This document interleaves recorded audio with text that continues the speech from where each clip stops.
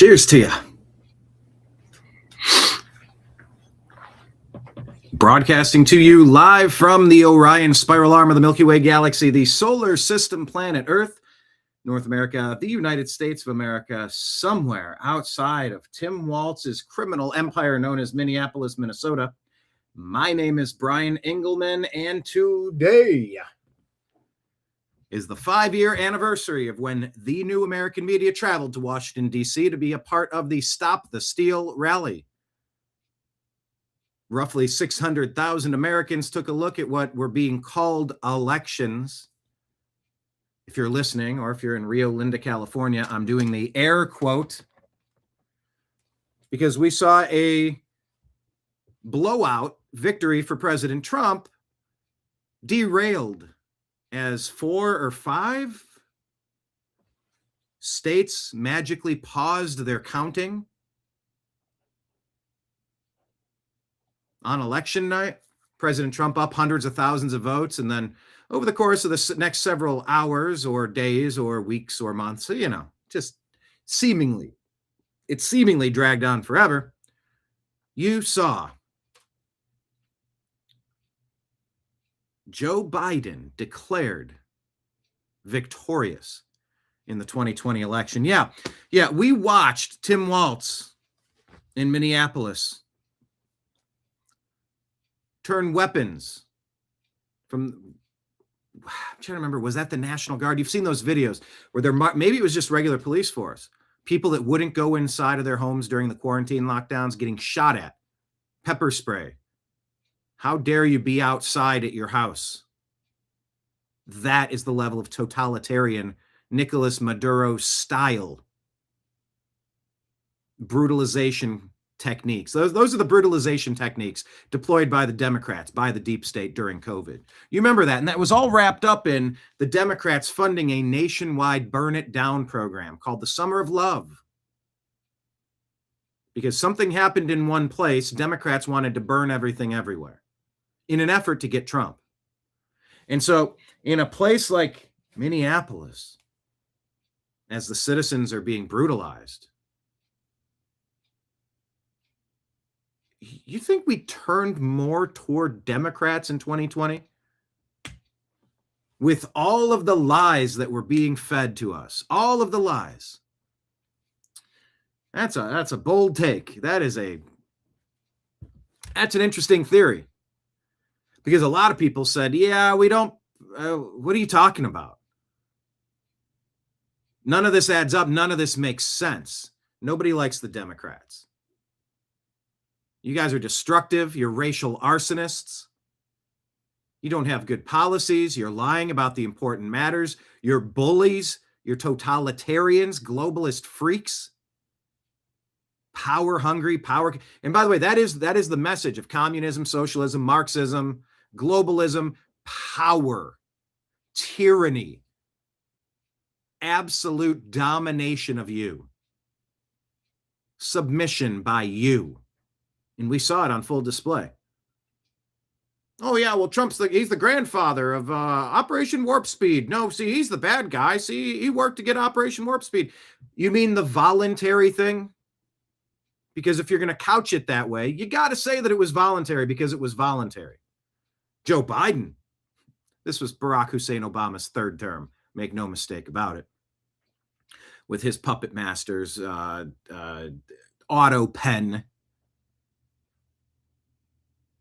the true handlers. It was Obama's 3rd term. But you saw what they did. You saw their vision for America. It was pretty soundly rejected. So it seemed, but you woke up one day and the lying legacy media, as I like to call them, they sort of started coagulating. They started sort of forming concrete, really setting the baseline there, saying, nope, Joe Biden, he's the winner. Yep, he's the guy. Meanwhile, Americans are going, huh? You got to be kidding. You want us to believe that? And so 5 years ago, roughly 600,000 people descended upon our nation's capital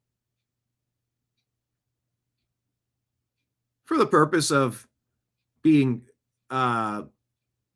for the purpose of peacefully and patriotically making your voices heard.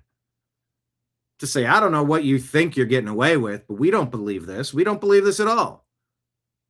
That's what the people there were saying. We know because we were there.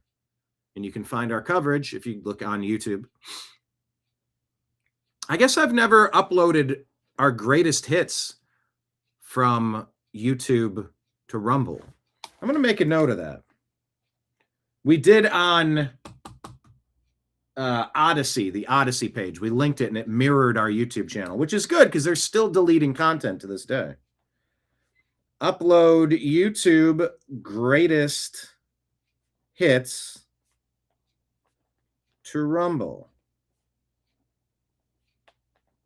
It's a good idea. But we were there and we filmed the mostly peaceful protest where some people did some things. That's my Ilhan Omar. And then some people did some things. Mostly peaceful protest. Mostly peaceful, but fiery. And you look at it in hindsight, and it's like, who were the agitators / instigators, and what was the plan, and who opened the magnetized locked doors, and why was someone allowed to get shot in the neck without a weapon? Hands up, don't shoot. A misdemeanor turned into execution, never faced any justice for that. The only person shot that day was a black man shot a white veteran woman mother in the neck, killed her, no repercussions. And for years you were told, oh, see, that was an insurrection. That mostly peaceful protest where some people did some things. That was an insurrection is what they told you over and over. They suddenly became experts on this word called insurrection, and they used it to try to permanently ban Trump from getting power back after it was stolen. Say many people. By the way, for countervailing views on health and elections, look at the bottom here. Look at the bottom of the screen. Countervailing views on health and elections. Go to cdc.gov, who.int, or cisa.gov/rumor control for countervailing views, because they'll tell you 2020 was the only free and fair election in the history of elections. Don't take my word for it. Go find your countervailing views at cisa.gov/rumor control. Because that's what happened in the aftermath of Biden seizing the country. You weren't allowed to talk. You weren't allowed to speak. You weren't allowed to make videos. You weren't allowed to run a company. I certainly wasn't. YouTube demonetized me and Facebook deleted my personal profile. They deleted my company page without opportunity to remedy any alleged issue. No customer service assistance. Just absolute depersoning, deplatforming. I'm going to talk about the atrocities of Nicolas Maduro in Venezuela. Let's talk about the atrocities of the third Barack Hussein Obama term. After the Democrats burned America down. By the way, back to Minneapolis there. I'm saying, so after Minneapolis, you're having Kamala Harris working with the Minnesota Freedom Fund to bail out the violent rioters, the brown shirts, the thugs of the Democrat domestic terrorist organization masquerading as a political party. Yeah, Minneapolis was a hotbed of this. I mean, what were the fraud states or swing states? Wasn't it Minnesota, Wisconsin, Pennsylvania, North Carolina, Arizona? I might be leaving one or two out.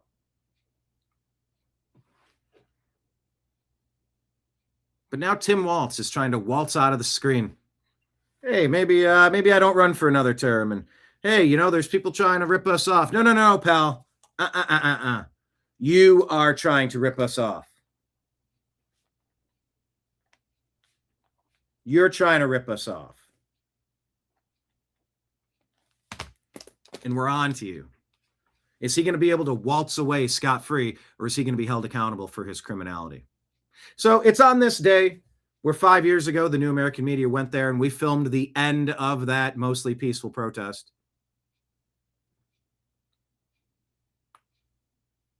Maybe as I dig through the news stories, we'll pull it up and play you a little bit of that video.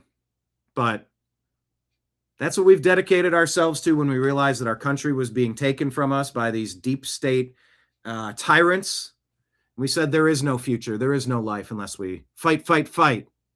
Fight like hell to peacefully and patriotically make your voices heard. Not once did President Trump issue orders to go tear things down or drag them out and lynch people. Like, none of these things were actually happening. He said, peacefully and patriotically go make your voices heard. But they called it an insurrection over and over. Such a scam, such a fraud. And they tried to make it seem like President Trump knew that he lost an honest election, and he organized a riot to try to overthrow the duly elected president of the United States in an insurrection. That never happened because he never believed that. The supporters never believed that. Objective people looking at, hold on, 5 swing states magically paused roughly at the same time. And over the course of as long as it took to properly count, air quote, wink, wink, as many votes as it took to determine Joe Biden carried the state and carried the country and took over potentially in a hostile takeover. It never happened where President Trump believed that he lost an honest election. You know why? Because all you had to do was listen to his words. He told you crystal clear that it was rigged from the beginning. And we're still figuring things out. Will the Venezuela story of Nicolas Maduro end up telling us about some of the voting scams? Well, we've heard the accusations about a Kraken. We've heard about Sidney Powell. We've heard about Venezuelan tabulation, sophistication. You know what I'm saying. I need to go turn off that alarm that's going in the other room. Sophisticated vote tabulation / manipulation campaigns with Maduro being a part of it in Venezuela. We've heard the stories, but has there ever been enough proof to actually prove it? We're still sitting here. Now, they can't say that they've proved it was a free and fair election because, come on. But what can be said is it hasn't been proven otherwise yet. So are we about to see something different? Well, a lot of people certainly hope so. I need to go turn that alarm off. So let's play the intro to the show, but I actually have to give you the intro. Broadcasting to you live from the Orion spiral arm of the Milky Way galaxy, the solar system, planet Earth, North America, the United States of America, somewhere out there. I think that's where I got distracted. I said somewhere outside of Minneapolis, and I didn't really finish. My name's BrianEngelman. Today is Tuesday, January 6th, 2025, the 5-year anniversary of January 6th, mostly peaceful protest. And this right here that you are watching is called the TNAM Daily Show. You're watching on, I can't see that underneath the captions, the New American Media, and I'm happy to have you here. That's what happened. I took a little brief detour because of the historical moment that we find ourselves in. So let's get into the intro to today's show. I'm going to go turn that alarm off. Can you hear it? I can hear it. It's slightly distracting. So let's launch the show now and start rifling through the rubbish, separating fake news from fact here on the TNAM Daily Show.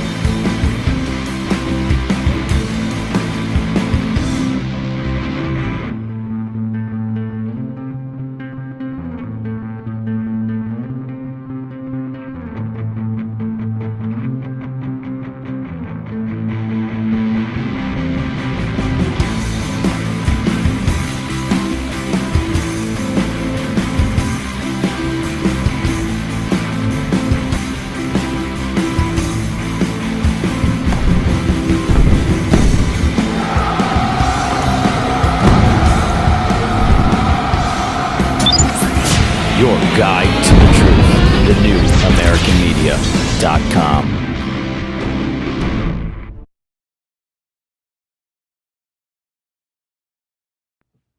Thank you all so much for being here today. Let's go to the chat and pull this up on the screen.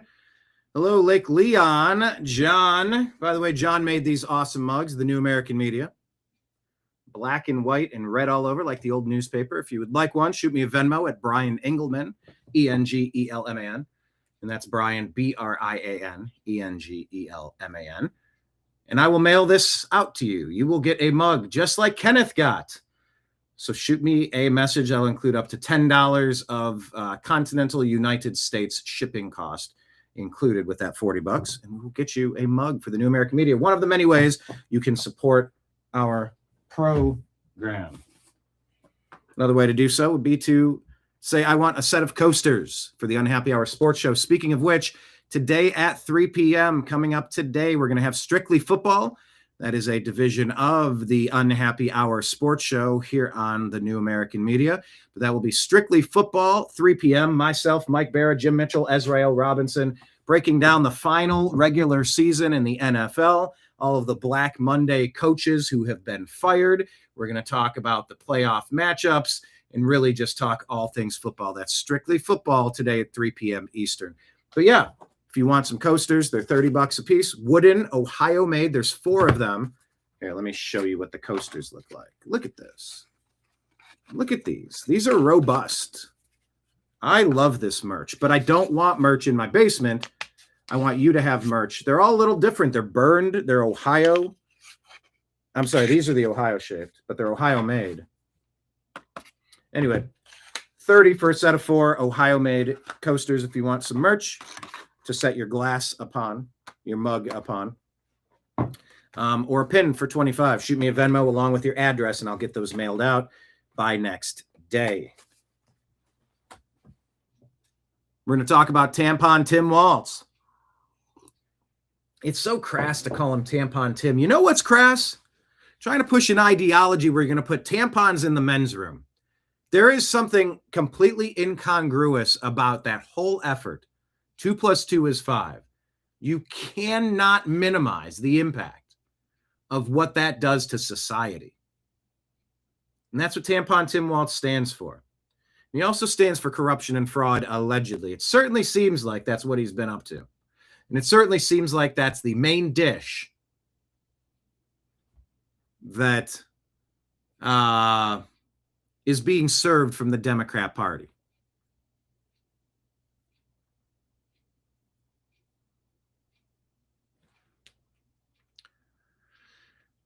So, hello, everybody in chat is what I'm saying. John made those mugs, so thank you. If you want one, order one. I'd love to mail one out to you. Let's get back to the chat room here. Chippy Dog, hello. Trash Panda, Texas. Everybody's checking in. Lake Leon. Yeah, President Trump delivered remarks at the House GOP member retreat. Is he still going? He was still going when I last checked. I mean, I actually got a phone call about an epic rant or an epic comedy set that President Trump was embarking upon. So I was watching it, and yeah, he's a lot of rambling. They call it the weave. It's a wide weave, a bit of a wide weave.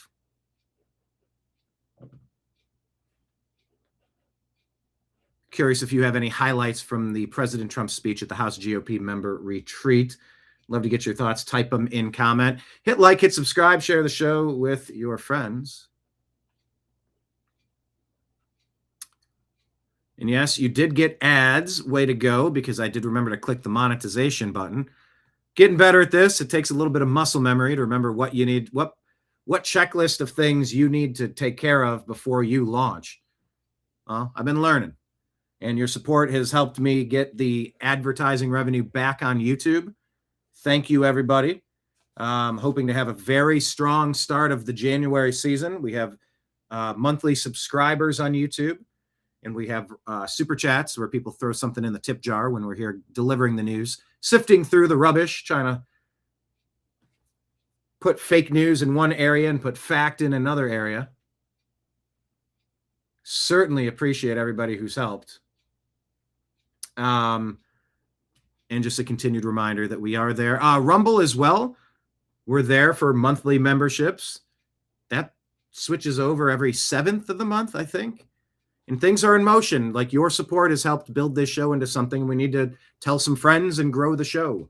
There is a pattern here. There is a method to the madness that can take this show where it needs to go so that it can become the full-time expansive thing that I've always envisioned it to be. Your support helps with that. You can subscribe on Rumble and as well drop Rumble rants into the tip jar there.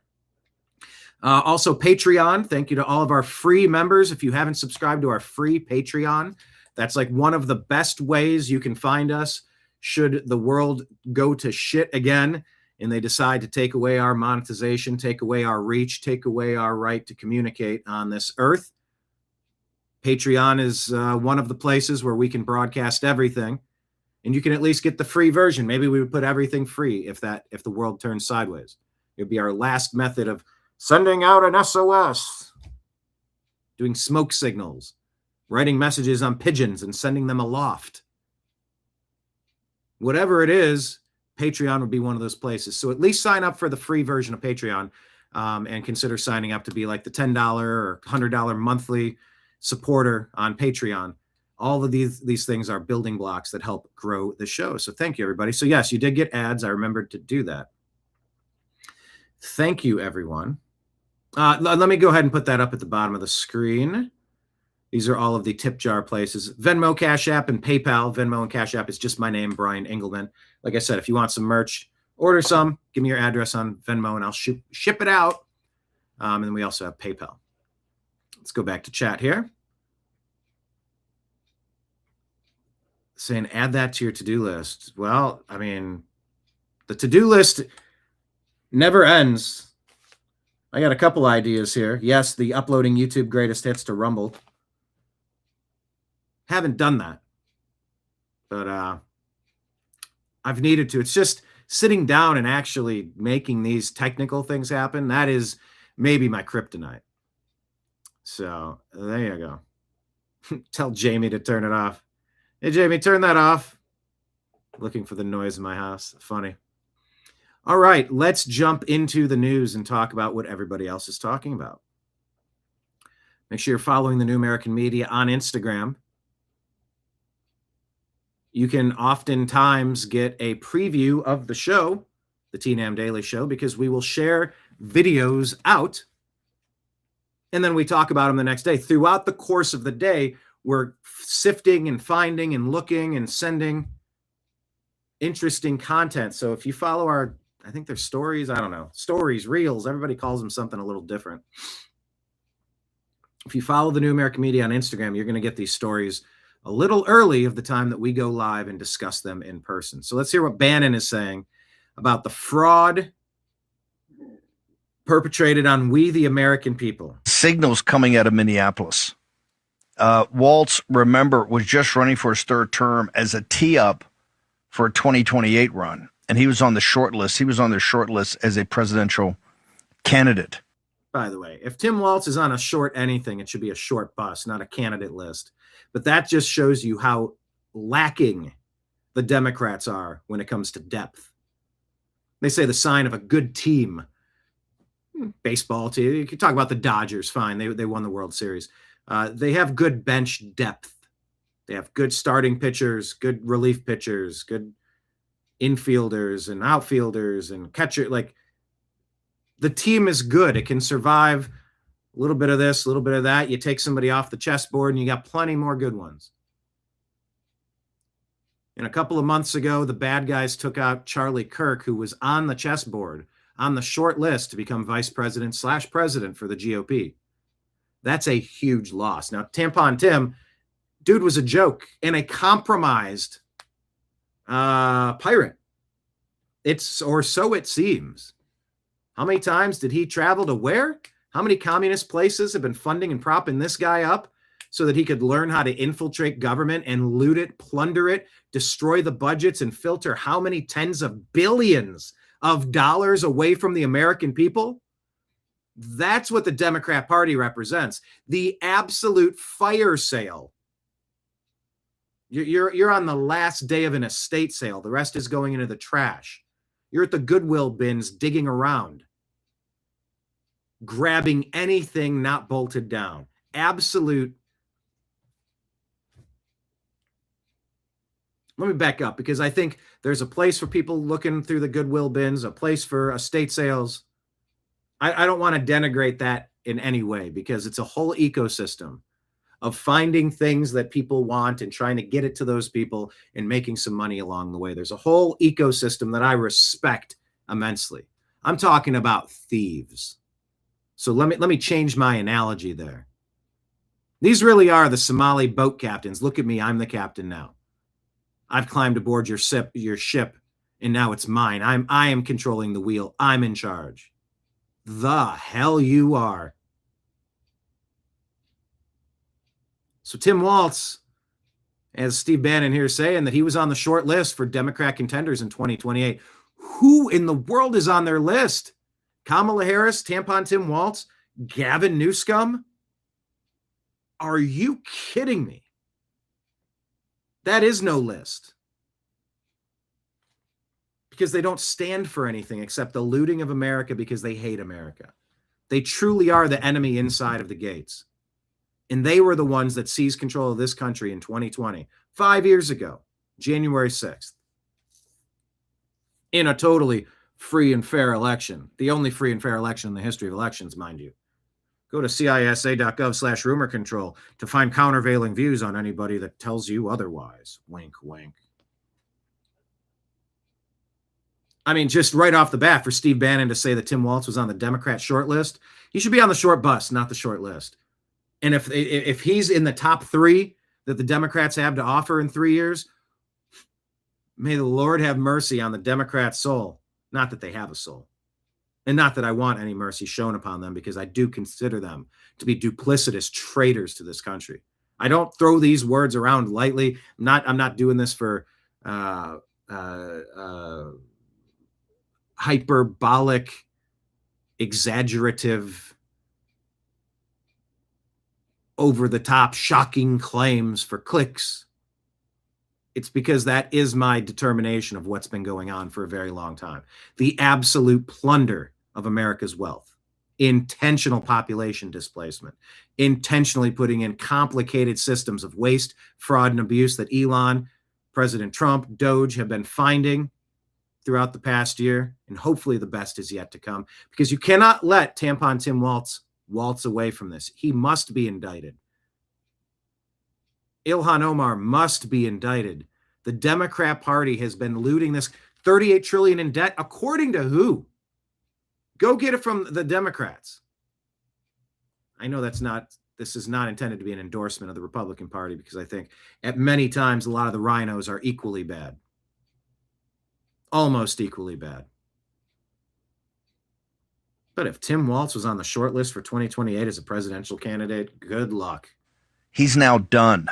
This is the power of not just the Somalian situation, but the entire situation about these programs essentially taking illegal aliens. What do they call them? Refugees, migrants, whatever program they come in, asylum program, they're all illegal. It's all 100%. They're all gun decked getting in here, and they all have to be removed. And taking your tax dollars.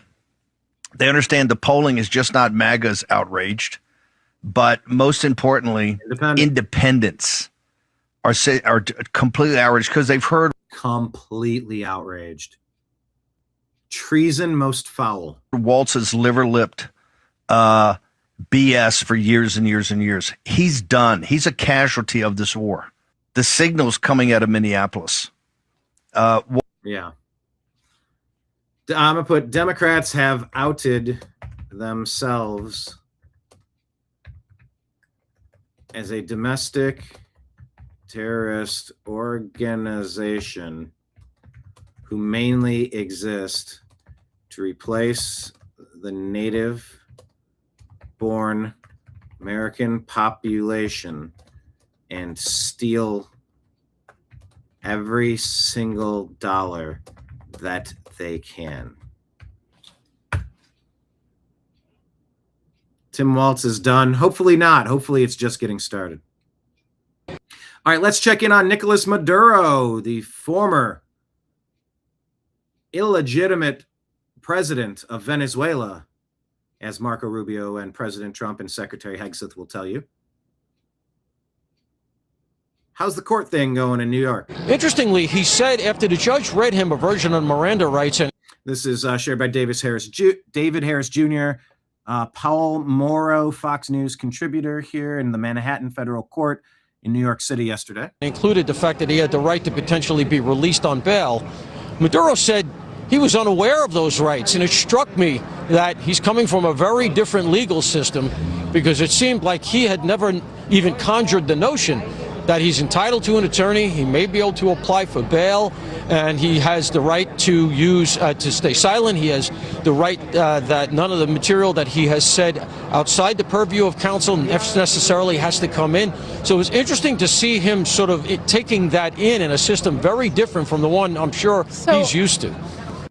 Interesting. Yeah, he's not used to that system. The people of Venezuela have been brutalized for 25 years. Did he offer those same courtesies to the people rotting away in the political prisoner facilities? You know, like the J6ers were thrown into when they were hunted down. Yeah, there might be some similarities to Maduro's 25 years and the 12 years of Barack Hussein Obama. Yeah, the J6ers were hunted. Yes, our livelihoods were ruined. Our platforms were taken from us. It's a lot. And it's legitimate. Legitimate grievances.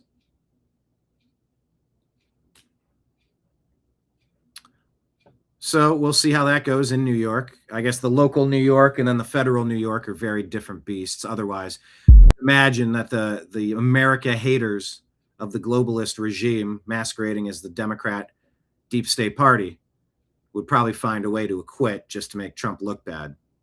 But it seems unlikely according to some analysis that I've been following up on. And we'll see. Time will tell. Time will tell. All right, right here we have this from Raging Americans. Here's a master class. It's allegedly what do we call this? A graphic rendition of how the United States captured the president of one of the largest countries on earth. How do you capture a high-value target when the whole world is watching? You create a master class in deception. This is shared from AITELLY, AI Telly.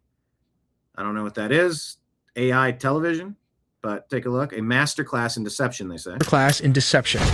The CIA set the stage with a single building as bait and filled. I'm actually getting the feeling, I wonder if I'm going to be able to play this without a copyright claim. I don't know, but this is timely. We're adding original transformative commentary upon this. We're trying to understand what it looked like, what it meant, how it was carried out. It's newsworthy, it's timely, and we can play a clip for the purposes of education, commentary, etc.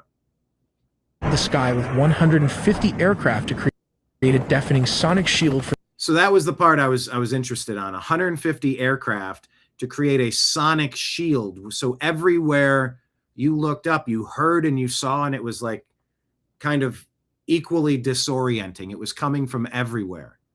That stuff is planned out. For the helicopters to drop Delta forces. And with that distraction, that's where the Delta Force helicopters take 30. F-35s lit up the perimeter, turning night into day. By the time the dust settled, the helicopters had already touched down and Maduro was gone. It just, as soon as it started, it was done. I mean, you can say you're against regime change, no blood for oil, and America's only in Iraq because that's not about Kuwait. It's about Daddy Bush and oil and something in Middle East and central banks. And we've heard it all. We've been talking about it for decades. We know that. But let me take this particular point on head on. There is a vast difference between a 15, 20-year forever war in Afghanistan and Korea, in pick your place. and an operation that lasts 3 hours. Now, we don't know the long-term ramifications. What is it? The VP is now assumed presidential powers here, now that Maduro has been arrested for the crimes that he's been charged with. These are criminal acts. This is not an act of war. This is criminal activity.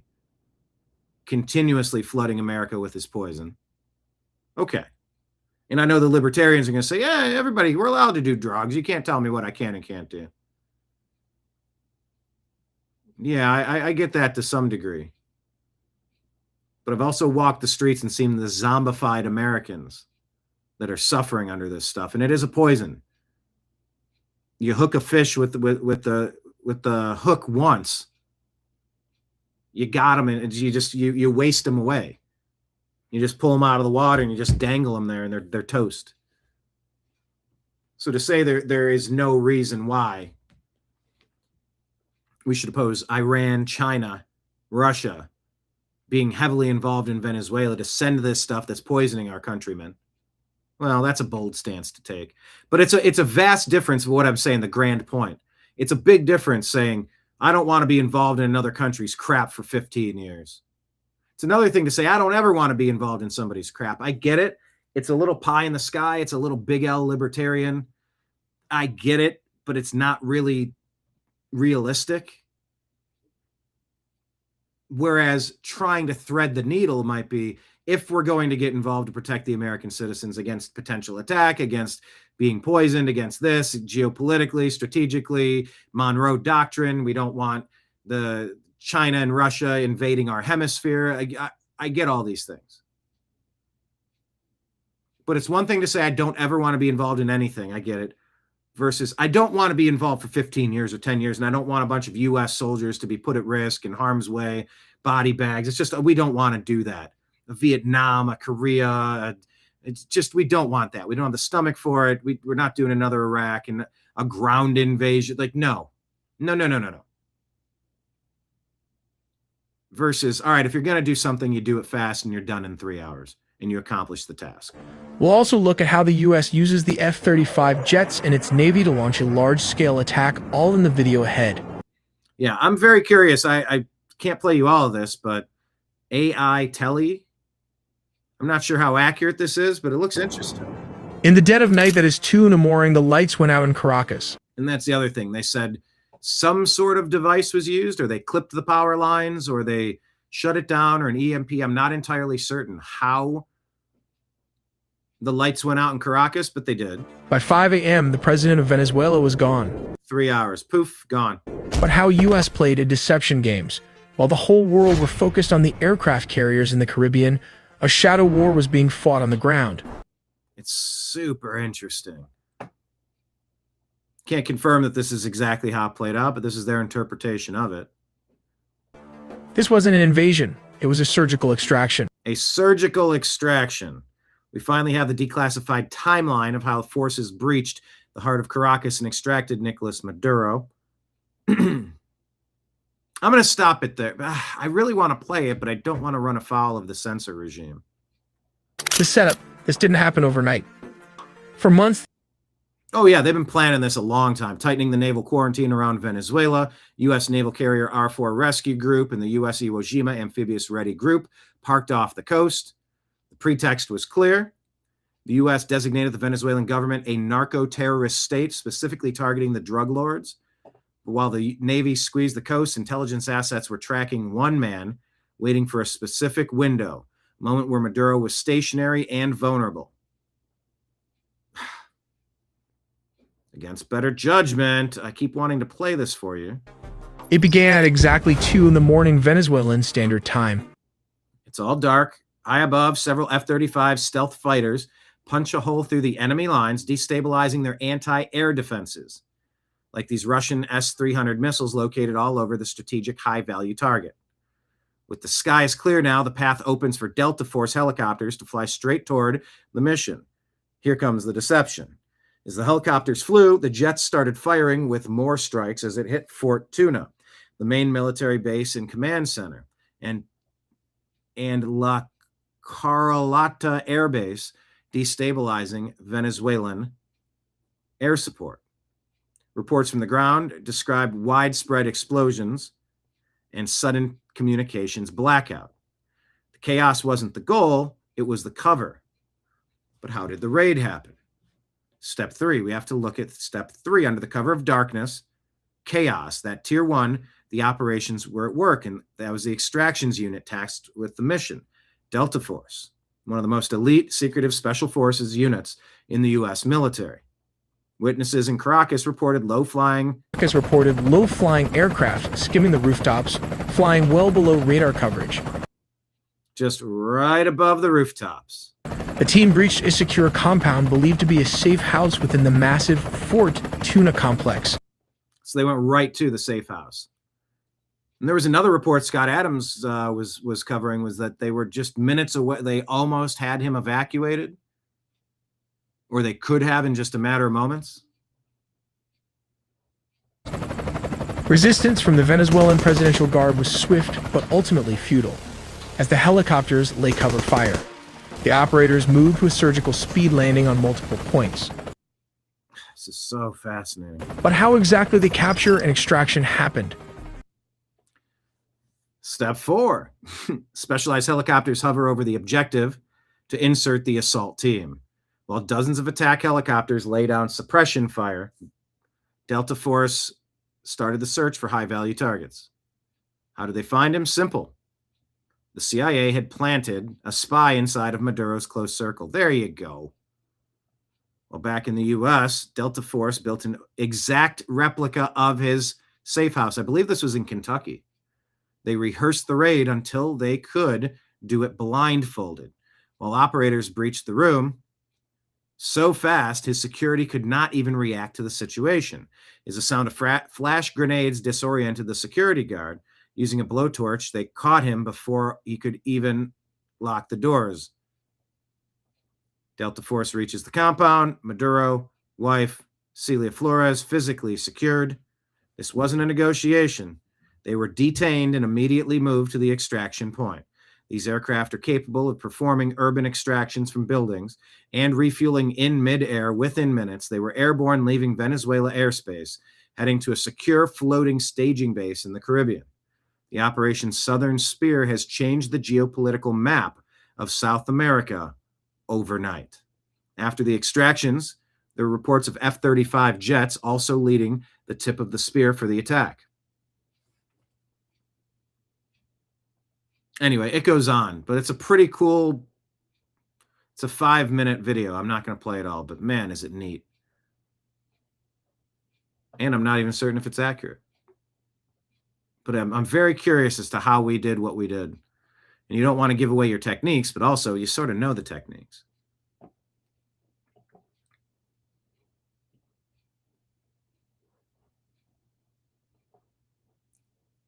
So here's Tampon Timmy giving you his, not quite his farewell speech, but kind of, sort of. Really trying to do some damage control, but like most of Tim Waltz's career, he's just not that good at it.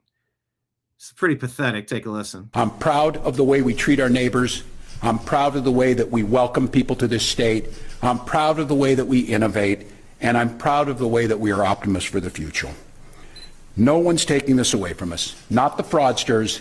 Certainly not this president. Not on my watch.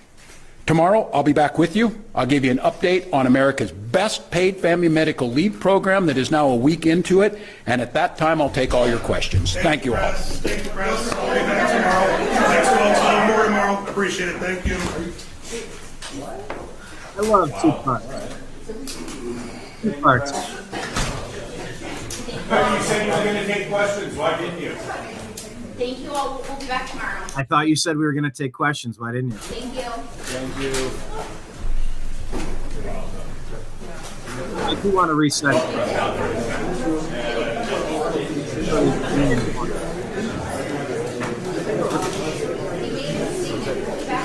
Number 1, he is the fraudster in chief. He's trying to blame the fraudsters of the Somali daycare stuff and the Somali transportation fraud and home medical service fraud. It's all fraud. It's tens of billions of dollars, and it's happening everywhere. This is what the Democrats have done. They have tried to steal everything not bolted down. But Tim Waltz is clearly trying to lay blame on Minnesota problems at the foot of the fraudsters as if he's not their ringleader.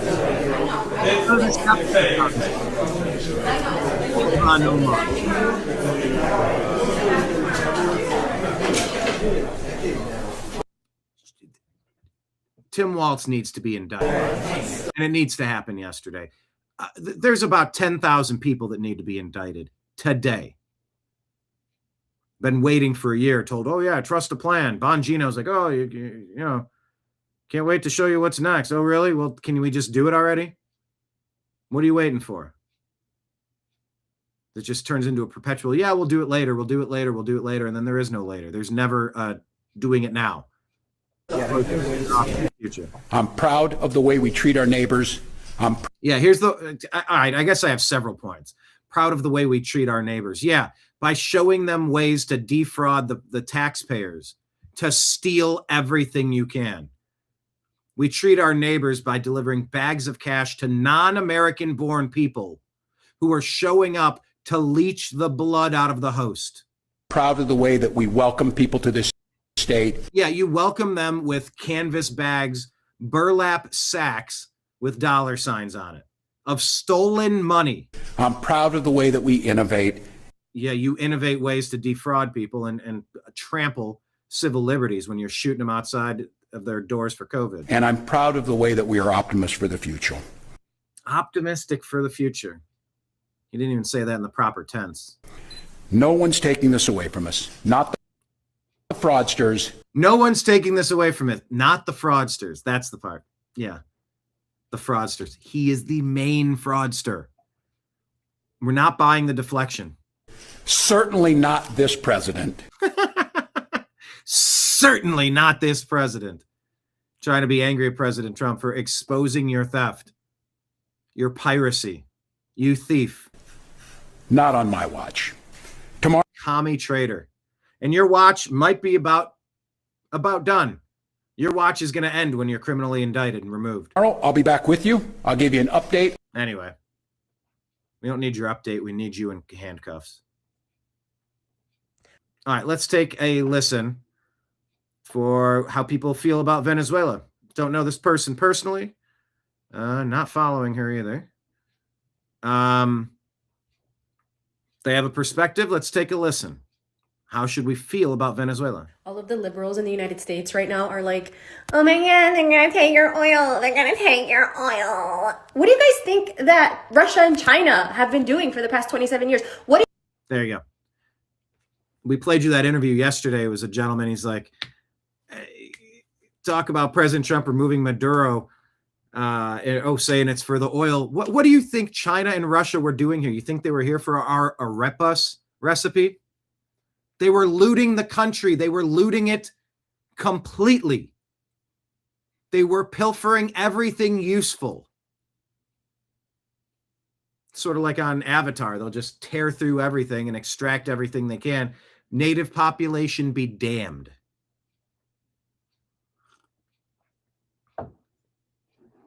They used to have a robust middle class. They used to have rights. And instead, all of that stuff, all that infrastructure, all of those successful refinery, oil derricks, facilities, we'll just call them facilities, and infrastructure built by American companies was seized overnight. What'd you say, 27 years ago, 25 years ago? And just run into the ground, and the people have been starving. The people have been getting disappeared. If they speak out against it, one strong man shows up, commandeers the country. That sort of sounds like what Obama did in his third term. Speaking of people who are way overdue for being criminally indicted for treason.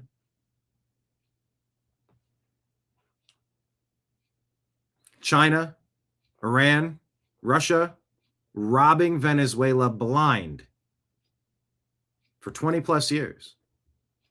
And you want to dislike President Trump for removing that? What do you guys think? Or it's just Fed slop. It's just Fed slop. You wouldn't believe that there's anything good that could ever happen with anything involving President Trump. Why? Let me tell you why. Some of the people in my libertarian, little L, big L, contrarian camps, pessimists, black pillars, nothing is ever good. Nothing Trump has done is really good. Everything's an ulterior motive. It's sort of exhausting. I'm trying to objectively see the value in resetting the hemisphere in the Monroe Doctrine, as all of the influence and participation, at the very least, over the past several decades has been stolen from American interests and given to China, to Russia, to Iran, etc. Put your XYZ country in there. So they say that it's Fed slop if you believe anything good comes from this. Well, there can actually be good things that came from this. That the country has been going through for the past 27 years. How can you have an opinion about a country that you've never even been to and that you didn't even know existed until this happened? I get a little tired of that too. The instant experts, and I guess I'm the instant expert on the other side, but I am trying to listen to the back and forth. I am trying to get a general feel for what's happening. But to be the expert, this is everything anti-Trump 100% of the time. There are people that I generally respect, used to respect, pseudo-respect, I'm aware of, I'm annoyed by. I don't know exactly how you phrase it. But the constant anti-Trump stuff is really annoying. You know, we just put away our Somali flags. We just put away our Ukraine flags. And now we got to get our Venezuela flags. Whatever Trump is for, I have to be against. It is an exhausting way to try to keep up. You could maybe look at me and say, isn't it exhausting being pro-Trump every time? Show me the times that I shouldn't be. Give me better reasons than the one I'm receiving.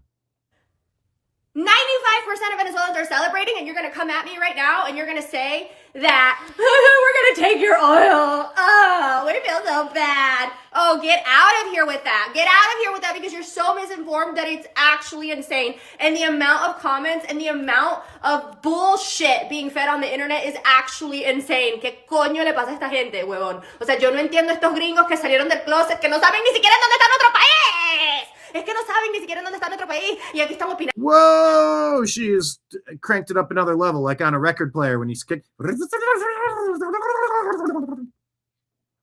Alvin and the Chipmunk style. Wow. Que nos van a robar el petróleo. ¿Qué coño ha estado haciendo China y Rusia todo este tiempo?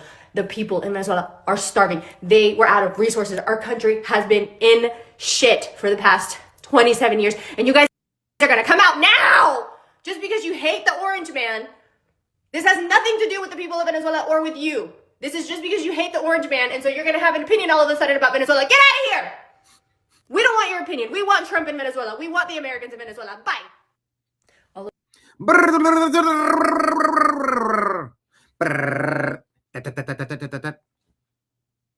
That got fast quick. This could be Fed slop. This could just be a paid influencer like a Brian Krasenstein. Here, get your $7,000 to say you're make a 60-second rant about this topic. Go. We need to paid influencers, an army of paid influencers, maybe. I don't know. But I've heard this a lot from a lot of people in Venezuela that couldn't stand how they fell to shit over the past couple decades, and objectively showing how many people had to flee versus getting executed by their narco regime, their illegitimate regime that didn't win the last election, according to this administration. And weren't the Democrats calling for Maduro's removal? They were first blasting Trump for not moving fast to get rid of Maduro. Now they're blasting him for getting rid of Maduro. And now they're blasting him for not getting rid of the other 4 narco-terrorist countries all at the same time. You're not doing enough. You literally cannot do enough to placate the Trump haters, the anti-orange man people.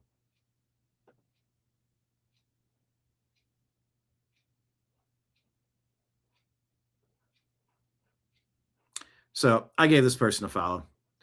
Curious what else they have to say. I'm not familiar.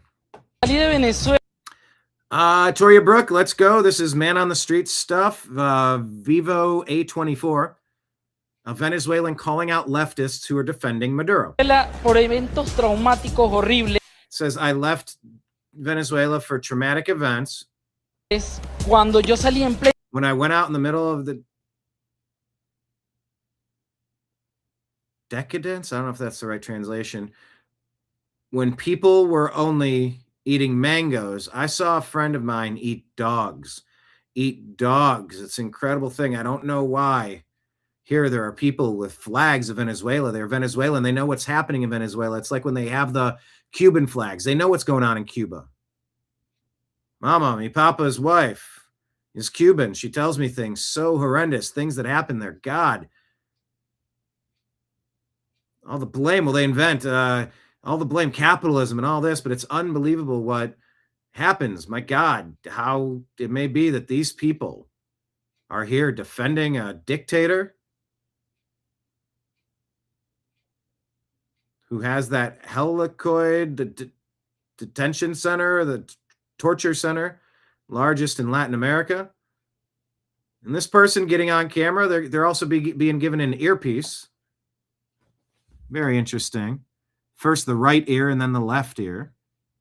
Everything we watch could be fed slop. It could be fake. Banderas de Venezuela son venezolanos. ¿Saben lo que pasa en Venezuela? Es como cuando tienen las banderas de Cuba. ¿Saben lo que pasa? But they do have music in the background, so I will mute it.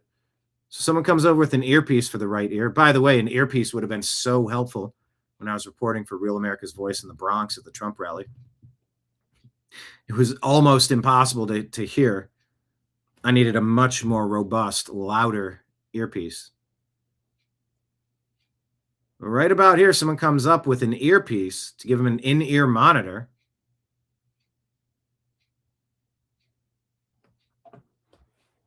I find it interesting. Estén acá defendiendo a un dictador que tiene que. Right there, the earpiece goes into the right ear. Tries again.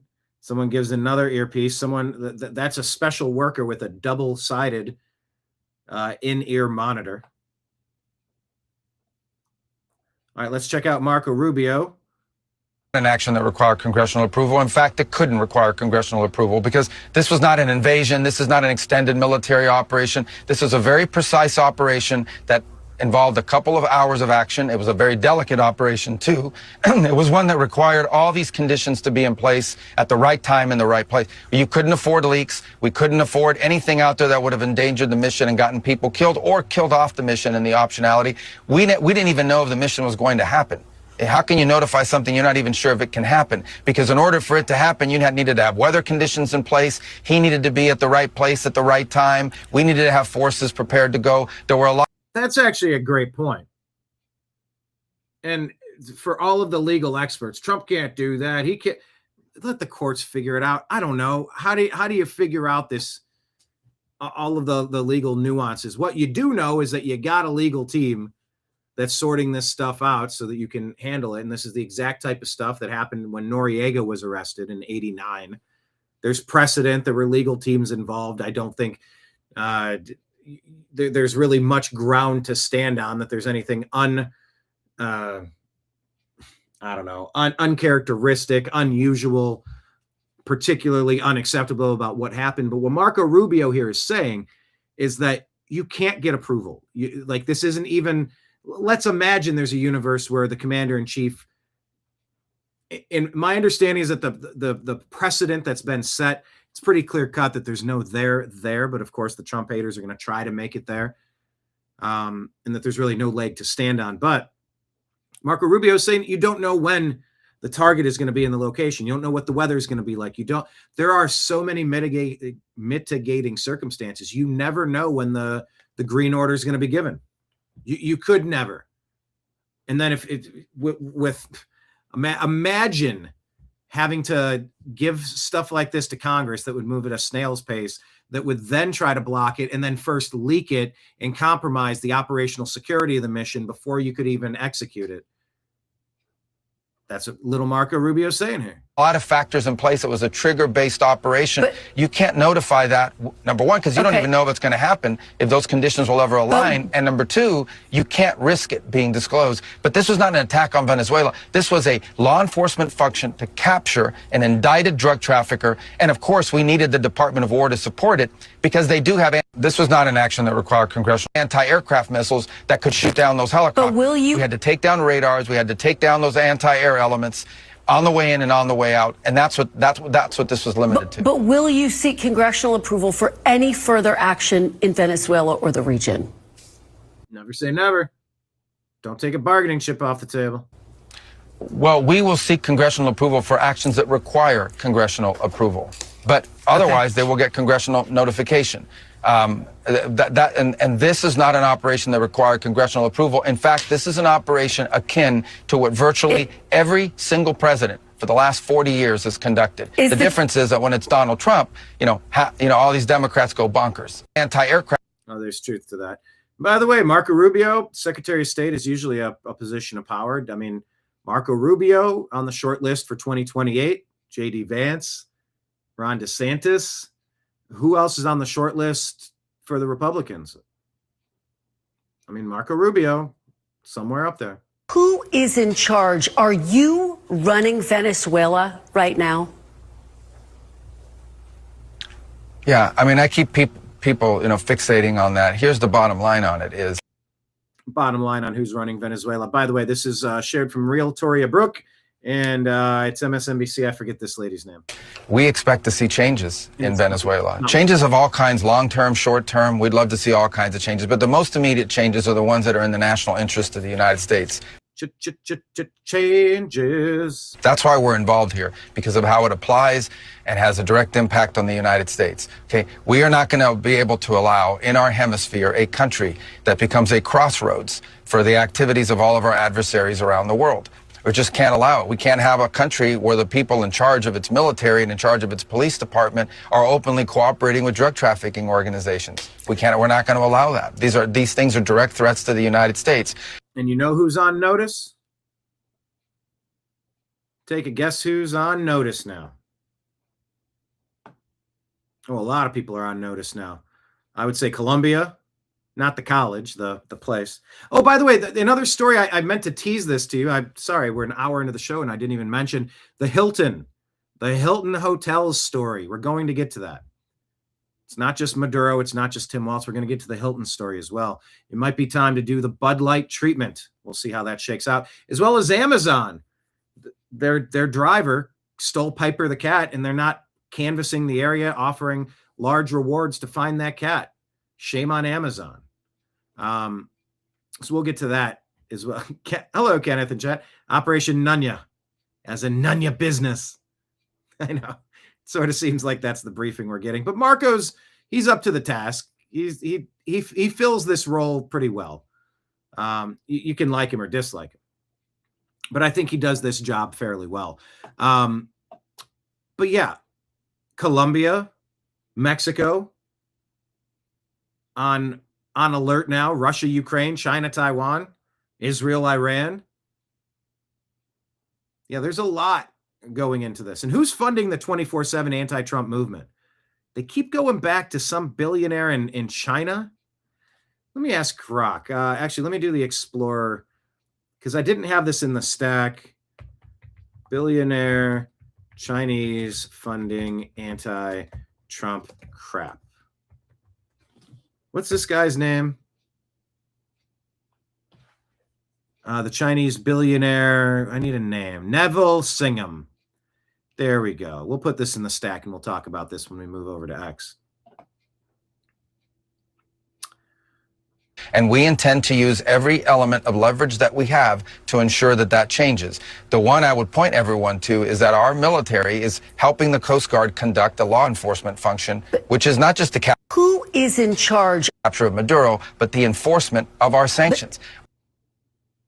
The enforcement of our sanctions. I looked this up. It looks like in 2020, under the first Trump admin, that's when when Maduro was indicted. And what year did he lose the election but kept power? 23, I think. I don't have that all laid out in front of me. I've been sharing the tweets, and I might be getting some of the numbers wrong. We go to court, we get a warrant, we seize the boats. And we think this is tremendous leverage, incredible, crippling leverage, which we intend to continue to use until we see the changes that we need to see that are benefit to the American people. And by the way, we believe to the people of Venezuela as well. Capture of Maduro, but So yeah, the Marco Rubio, the Cubans, the Venezuelans. I mean, dude, you got a lot of people that have hated what's been going on with these totalitarian regimes.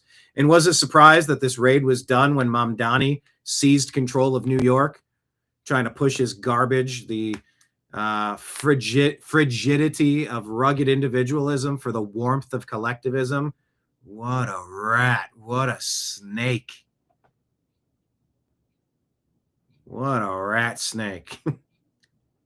Oh, wait, was he still talking? Did he have more here? I'm sorry. Enforcement of our sanctions. We go to court, we get a warrant, we seize the boats. And we think this is tremendous leverage, incredible, crippling leverage, which we intend to continue to use until we see the changes that we need to see that are benefit to the American people. And by the way, we believe to the people of Venezuela as well. Capture of Maduro. Okay, I think that was the end of that quote there. Insider paper reports Venezuela military tells population to resume normal activities after the U.S. has captured Maduro. They say go out and spend. Not going to let the terrorists win. Gotta spend. I got to work on my bush. I haven't done my bush in a while. Ain't gonna get fooled again. Yeah, okay. What is this? Toria Brooke, the New York Times and the Washington Post reportedly learned. Okay, this is very interesting to me. You talk about leaking operational security details. New York Times and Washington Post reportedly learned about the secret military raid in the Venezuelan capital, Caracas, the night before. But they refrained from publishing information received in order not to endanger American troops. Okay. I mean, I think that's a good thing. We don't have U.S. forces on the ground in Venezuela. Rapid Response 47 put this out here. No, we don't have U.S. forces on the ground. Everyone knows. They were on the ground for about 2 hours when they went to capture Maduro. And I think what the president is saying is very simple, and that is, as president of the United States, he is not going to go around telling people what he's not going to do. He's not going to go around saying, I won't do this, I won't do that. Yes, I care about this issue, but I'll only go so far. Yeah, that's giving up negotiation points. You never give stuff up like that in a negotiation. Never, ever, ever, ever. He retains leave everything. Retains all. What's he going to say? Retains all options on the table. All this optionality. We don't have U.S. forces on the ground in Venezuela. I mean, that makes sense. Is the United States now at war with Venezuela? There's not a war. I mean, we are at war against drug trafficking organizations. It's not a war against Venezuela. We are enforcing American laws with regards to oil sanctions. We have sanctioned entities. We go to court. We get a warrant. We seize those boats with oil, and that will continue. We would continue to reserve the right to take strikes against drug boats that are bringing drugs towards the United States that are being operated by transnational criminal organizations, including the Cartel de los Sols. Of course, the leader of that cartel, is now in U.S. custody and facing U.S. justice in the Southern District of New York, and that's Nicolas Maduro. So we made a big progress in that regard. Is the United States now at war with Venezuela? President Trump and Elon Musk seen together following the capture of Nicolas Maduro.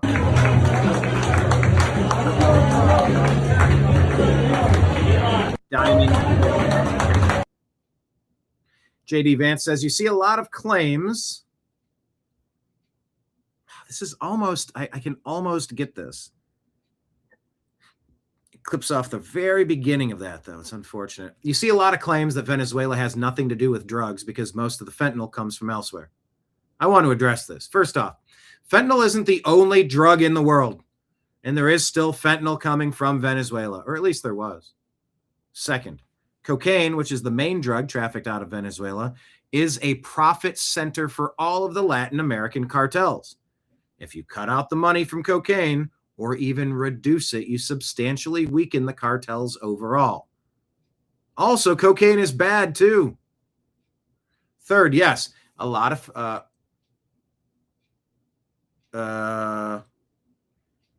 hang on. Second, yeah, okay. Third, yes, a lot of fentanyl is coming out of Mexico. That continues to be a focus of our policy in Mexico and is a reason why President Trump shut the border on day one. Fourth, I see a lot of criticism about oil. About 20 years ago, Venezuela expropriated American oil property and until recently used that stolen property to get rich and fund their narco-terrorist activities.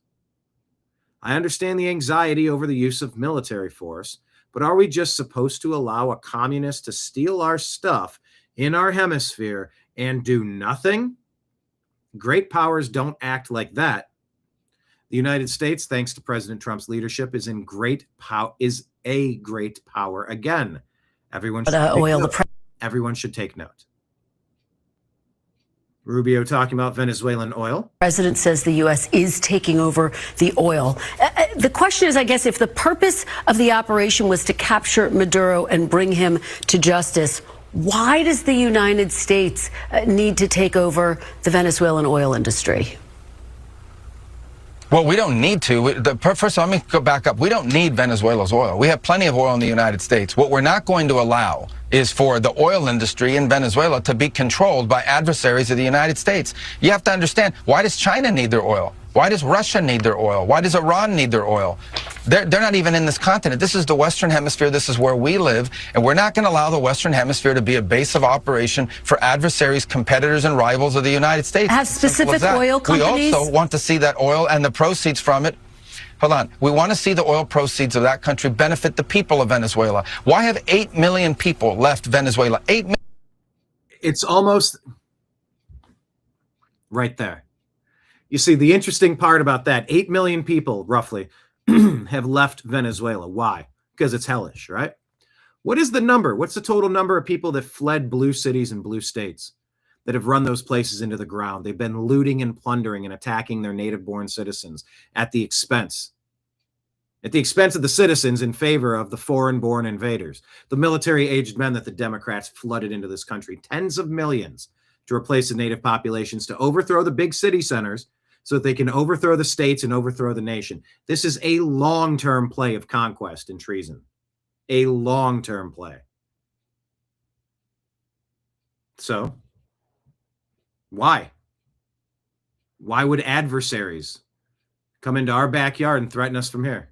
Why would you allow that? Why would you allow adversaries from Somalia to take over 1/50th of our United States, 2% of America taken over in Minneapolis, Minnesota? A conquered state. Is Illinois? Is New York? With Mamdani flying the green colors of Islam over the World Trade Center. Never forget. Is California conquered with Newsom? How much of America is teetering on the brink during our 250th birthday? Foreign invaders, political adversaries, pirates and thieves running up a $38 trillion credit card they want you to pay for. They want to run up your inflation and make it impossible for you to afford anything in your own fucking country. Are you kidding me? Are you kidding me? How much of America has been overthrown at this point? And you're just going to let that happen?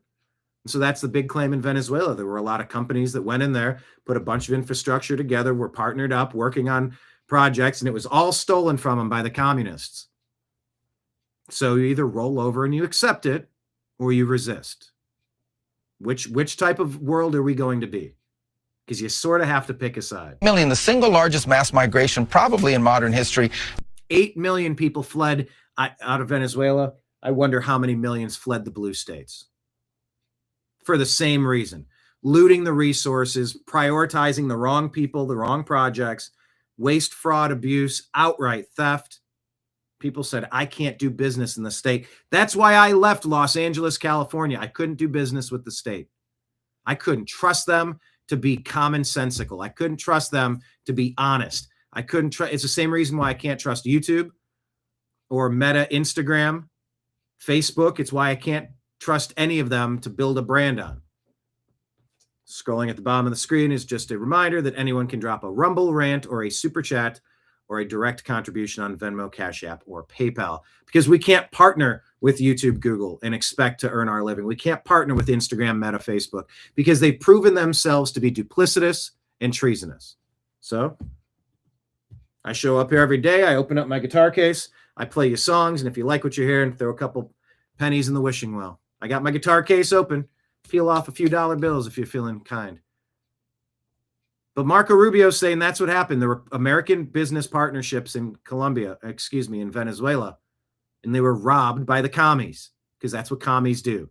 They steal, they keep 100% to themselves, and they make you eat your dog if they don't throw you in prison or toss you into a ditch. Commies are demonic. Left Venezuela in Oil. The president says the 2014 because all the wealth of that country was stolen to the benefit of Maduro and his cronies in the regime, but not to the benefit of people of Venezuela. You know how destabilizing 8 million migrants is? The number one fear that Brazil has, that Colombia has, that all these countries in the region have about what's happening in Venezuela and our involvement is they're afraid of another mass migration event.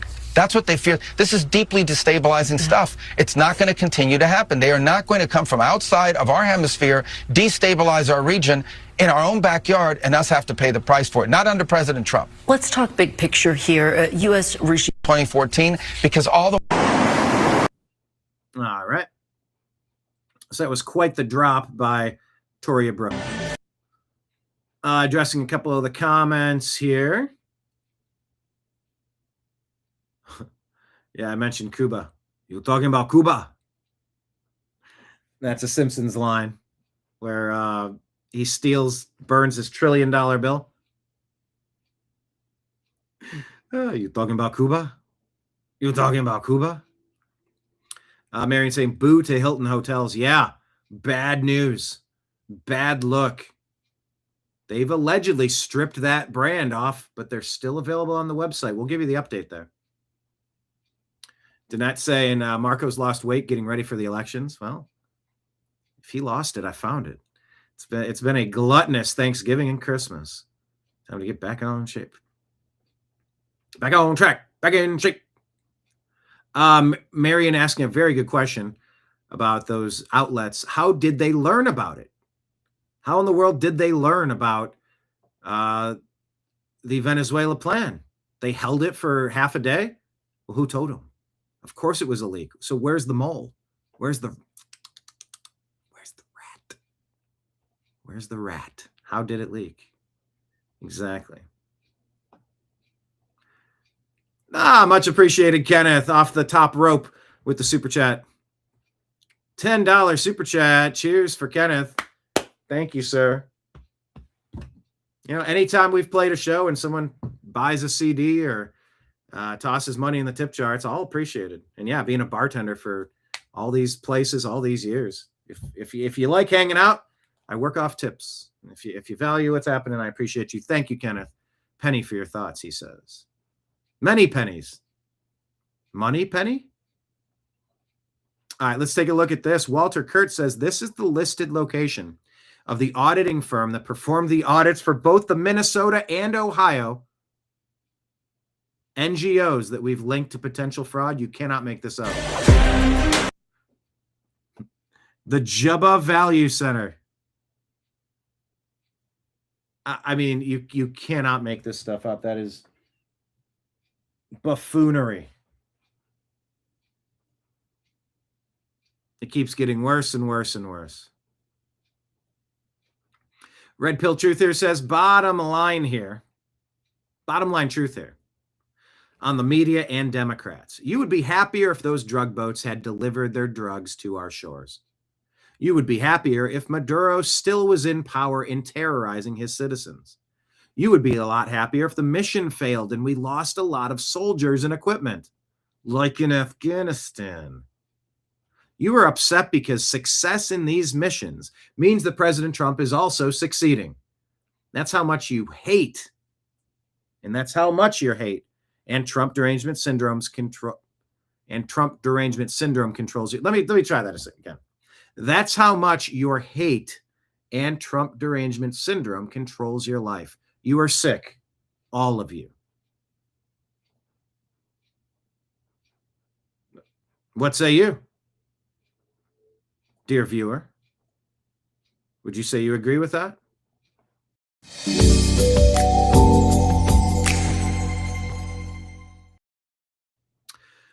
Jamal Green here shares Obama killed Osama bin Laden. No congressional approval. Obama invaded Libya. The opposition kills Gaddafi. No approval. Biden killed the Al-Qaeda leader in 2022. No congressional approval. Trump swoops in and brings the man alive back to the U.S. and Democrats go crazy. LOL. As an independent who sits in the middle, Democrats need to stop being hypocritical. Yeah, good luck. If they weren't hypocritical, they'd be nothing. Babylon B puts this out. Trump leads the SEAL team to capture rogue dictator Gavin Newsom. Hey, please, let's get Newsom, Waltz, all the other traitors. We know who they are. Fix this country because we're being robbed blind. Even CNN here is forced to admit that the operation was pretty impressive in Venezuela. How this news is being received in Iran, how's it being received in Russia, how's it being received in China? All three predictably will deplore this kind of activity publicly. Privately, they will be impressed with the military capability here. I would argue none of those three militaries could have executed an operation like this. And again, we tend to just breeze by this. But the idea of finding, fixing, kidnapping, taking him out alive with his wife, no casualties on the side of the U.S., that's an extraordinary military operation. So I think while there will be a lot of public condemnation of the United States, predictably from those three nations, privately they'll be saying to themselves, that's a very capable military. That's not a bad thought to pop up in Beijing, Moscow, and Tehran these days. Tell me how. You know what? When this president talks, people listen because he follows through. It's not a lot of saber rattling. It's just a lot of doing. And I promise you that that's going to help negotiations on everything moving forward. David Harris Jr. here wants us to meet Seattle's newest mayor, Katie Wilson. What's her first major move? Well, ordering police to stop arresting people for open drug use. That's a weird priority. I had the honor of being noticed by the President of the United States, who called me a very, very liberal / communist mayor.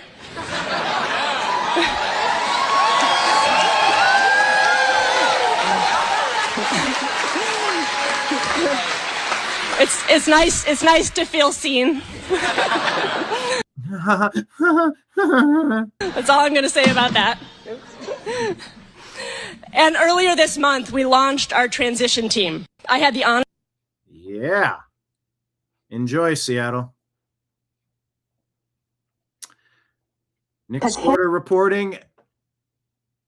Ko Hili Vang, I don't know that name, who admitted to being an illegal alien, has just been sworn in as the mayor of St. Paul, Minnesota. What? His mother had died. My father, as the one processing the paperwork, put my grandmother down as his mother. And so I am illegal in this country. My parents are illegal here in this country. Because his mother had died. My father, as the one processing the paperwork, put my grandmother down as his mother. And so I am illegal in this country. She's illegal. Should she be deported? Publicly bragging about being illegals with no fear that they'll be arrested. That's a huge red flag. Why is this happening all over Minnesota? Why is this happening nonstop in Minnesota? Any indictments?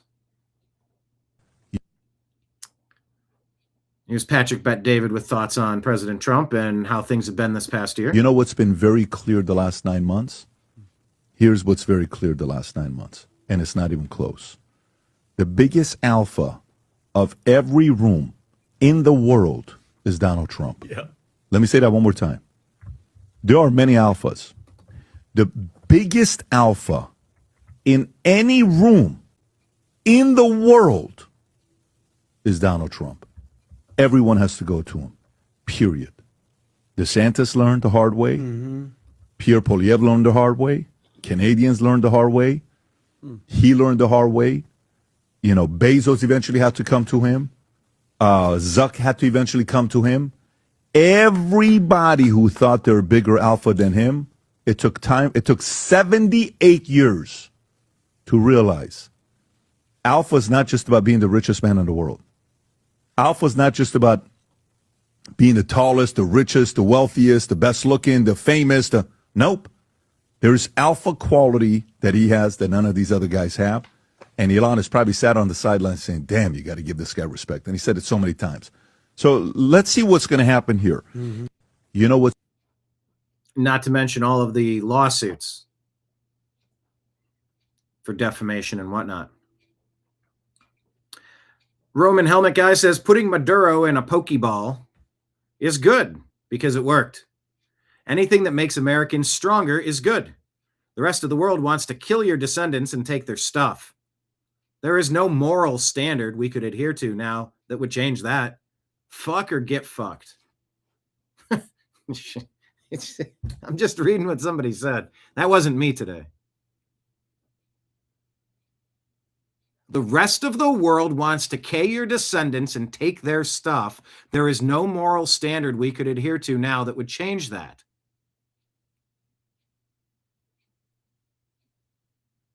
Take care of business or hold your ankles while somebody runs a really bad day on you. There's some truth to that. Possum Reviews asks, why is Gen Z moving so far to the right? Well, you see, the whole bread and circuses thing, that only works when the bread isn't poisoned and the circuses aren't constantly calling their audience racist.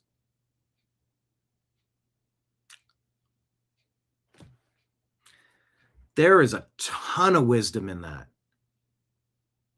Here, have your bread and circuses. You'll be distracted. Yeah, but if the food is so toxic, it's given us type 2 diabetes. We can't breathe walking up the stairs. We've been lied to and told that this stuff is food. It's fit for consumption. It's not. Well, at least I can be distracted with these movies or these comedy shows. No. They're constantly pushing their garbage, backward, divisive, toxic, radical, racist ideologies upon you. To the point where you go, I don't want to watch this crap. What, I want to tune in so you can tell me how I'm bad every day? When you're lying about me? No thanks. I don't want to eat your crap and I don't want to be brainwashed. F or get effed. That is a great line. It is, right? Kenneth said pork or get porked. Yeah, and the other guy said pokeballed. I've never played Pokemon, but I'm guessing he says put him in a ball. I don't really get the reference, but the whole bread and circuses thing only works when the bread isn't poisoned and the circuses aren't constantly calling their audience racist. That's why Gen Z has moved so far right.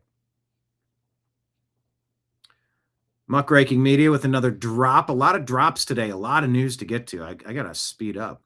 Washington Democrat Senator Lisa Wellman has pre-filed a bill that would hide information pertaining to potential Somali daycare fraud in Washington state. White liberal women are parasites to society, says Miss Muckraker. Breaking, it's been revealed that the Quality Leering Center building, which was previously raided, by the FBI for fraud, and it's still owned by the same family. Wow. Miss Muckraker continues, Trump admin will revoke citizenship of Somali Americans convicted of fraud, per the White House press secretary Carolyn Levitt. Good. Speed it up. Somalia's Minister of Foreign Affairs, who owns a healthcare company in Ohio, is receiving tax dollars and also owns another LLC with the same address as the Somali money transfer organization accused of funding terrorism. His business partner appears to work for the money transfer organization too. This just keeps getting worse and worse, say Libs of TikTok. Somali TikToker threatens Elon Musk's life. I wouldn't worry too much about Elon Musk. He about to die. Doge designer says protect Elon at all costs. And Elon says, then it is war. This potential Somali invader got on to make a video. And I think her claim is to say that Elon looks out of shape, so he won't be around for long. He's about to die. Look, he's out of shape. Or she's putting a hit out on him, and Elon just declared war on you. Because we, Americans, feel as though our country has been declared war upon by 40 million illegal alien invaders. Military-aged men, mainly, who've invaded this country, who were not invited here by the citizens of these places. We played that video for you a little bit a couple days ago, I believe. Ms. Muckraker continues. Back in 2015, a former government fraud investigator sounded the alarm. Says millions in taxpayer dollars were being siphoned through daycares. When asked how big the problem was, his answer was blunt. Massive. They didn't want a fraud unit touching it. Steve Halicki. It was nothing but a cover-up. We found evidence of companies pulling millions in public subsidies for fake child care services. At its core, this was the construction of a full-blown criminal enterprise. Peter St. Ange says, if you cut $1.5 trillion in fraud, you could exempt all income tax up to $200,000, by the way. In response to Wall Street Maverick saying, imagine how little we'd actually need to be taxed if it wasn't going toward fraud. Arthur McWaters says this is shocking. The U.S. collects $2.4 trillion in income tax and then spends $1.5 trillion on fraud, more than half. If we didn't have to pay for fraud, only $900 billion would need to be collected. This means anyone with less than $500,000 in income could literally pay $0 in income tax. We don't need to raise taxes. We need to cut fraud. Ms. Muckraker continues, distractions and information overload are two different things. Multiple things can be happening at once, which is exactly what we're seeing. All of it's important because it showcases the things these people will push to get their way. Senate Appropriations Committee proposal for the fiscal year 26 from HHS related agencies. Senate Committee report recommends approximately $5.7 billion for the Refugee Assistance Program within the Department of Health and Human Services. This funding supports services, cash, medical assistance, social services, foster care for unaccompanied minors, eligible groups, including refugees, asylees, certain entrants, trafficking victims, and others. Why are we giving any of this? What is happening? Zoran Mamdani is sworn in on a Quran to become the mayor of New York City by a woman who's currently under investigation for fraud. New York City appears to be overthrown. Mamdani issues an executive order revoking all executive orders signed by Eric Adams after September 26 of 24. Jack Smith says President Trump did not have First Amendment right to say the 2020 election was fraudulent. See how everything is gearing toward what you can and cannot say? Keep your eye peeled on Europe for their anti-American, anti-free speech threats to try to topple big tech. The global tyrants are coming after us for saying what we're saying. Speak now while we have a voice. 2 Corinthians 4:16 reminded by Miss Muckraker, that is why we never give up. Though our bodies are dying, our spirits are being renewed every day. So never give up. She continues, according to a December 31st, 25 ABC News report, citing crime analyst Jeff Asher, the United States is on track to record roughly a 20% decline in homicides for 25 compared to 2024, the largest single-year drop ever documented. Even conservative estimates of 16 to 17% would still make it a record holder, surpassing the 15% drop in 24. Of course, that is to say, if you can believe any important data, which Scott Adams tells you, you can't trust any important data. San Francisco forms a reparations fund that could give black residents $5 million each, but then the city admits that they can't afford to pay it. So that's liberal ideology 101, broken promises and increasing debt, as well as unnecessary racial division, I would add. Department of Justice allegedly reviewing more than 5.2 million documents related to Jeffrey Epstein. Remember when they tried to gaslight you into thinking that it was a hoax? On December 29th of 25, Israeli Prime Minister Netanyahu held a conference call from Florida with Elon, joined by Transportation Minister Miri Regev, National AI Directorate Head Erez Askell. Conversation focused on advancing artificial intelligence technologies in Israel, with Netanyahu emphasizing Israel's goal to become a global leader in AI, similar to success in cybersecurity and other fields. Cooperation with Tesla, legislation, autonomous vehicles in Israel. Musk accepted an invitation to attend a smart transportation conference in Israel in a few months. President Trump says much of the Minnesota fraud, up to 90%, is caused by the people that came into our country illegally from Somalia. Deport, deport, deport. Don't add them to our jail systems. Just get them out of the effing country. That was quite a data drop from Miss Muckraker today. So you heard about Hilton denying Immigrations and Customs Enforcement officials rooms. There's no room at the inn. Well, here's an update. Callie Maga Barbie sharing this.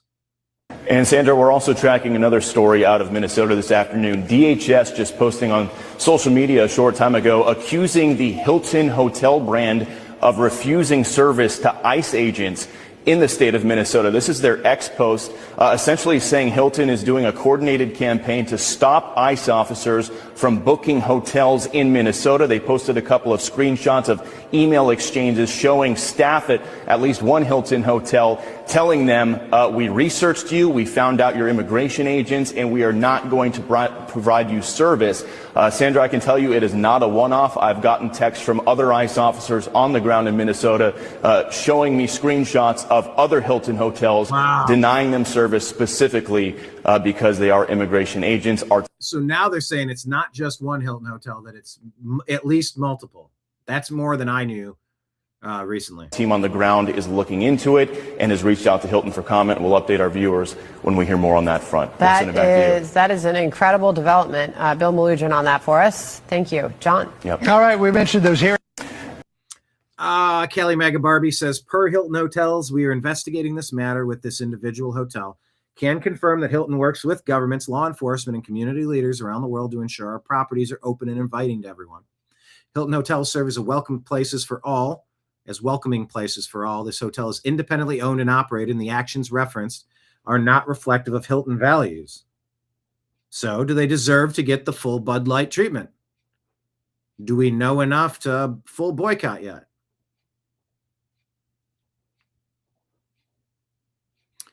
Reports that Hugo Chavez's grave was bombed,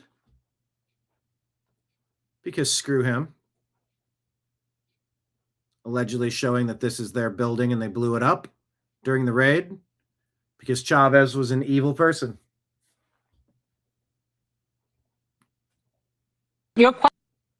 Not sure if that's confirmed. Was Chavez grave bombed? Let's see what Grok has to say. No, the grave was not bombed. It's at the Cuaradel de la Montana 4F Mausoleum in Caracas. Initial reports suggested the mausoleum was hit or destroyed. Claims spread widely on social media with fake or manipulated images showing damage. BBC verify the claims are false. Hugo Chavez Foundation posted videos showing the mausoleum intact with no visible damage and urged against spreading rumors. Okay. Well, we learned something today. Let's go on to The View because hell is frozen over. Listen to this. The View's Anna Navarro makes sense for maybe the first time in her career. Question, who voted for this? The people in South Florida. the Venezuelan community, the Cuban American community, the Nicaraguan American community voted for this. And for us, this is a very, very happy day when we see a dictator who has been part of oppressing and abusing the Venezuelan people for 25 years, when we see him in handcuffs and held to some sort of accountability. It brought me to tears. It brought me great joy. And, you know, I live in South Florida.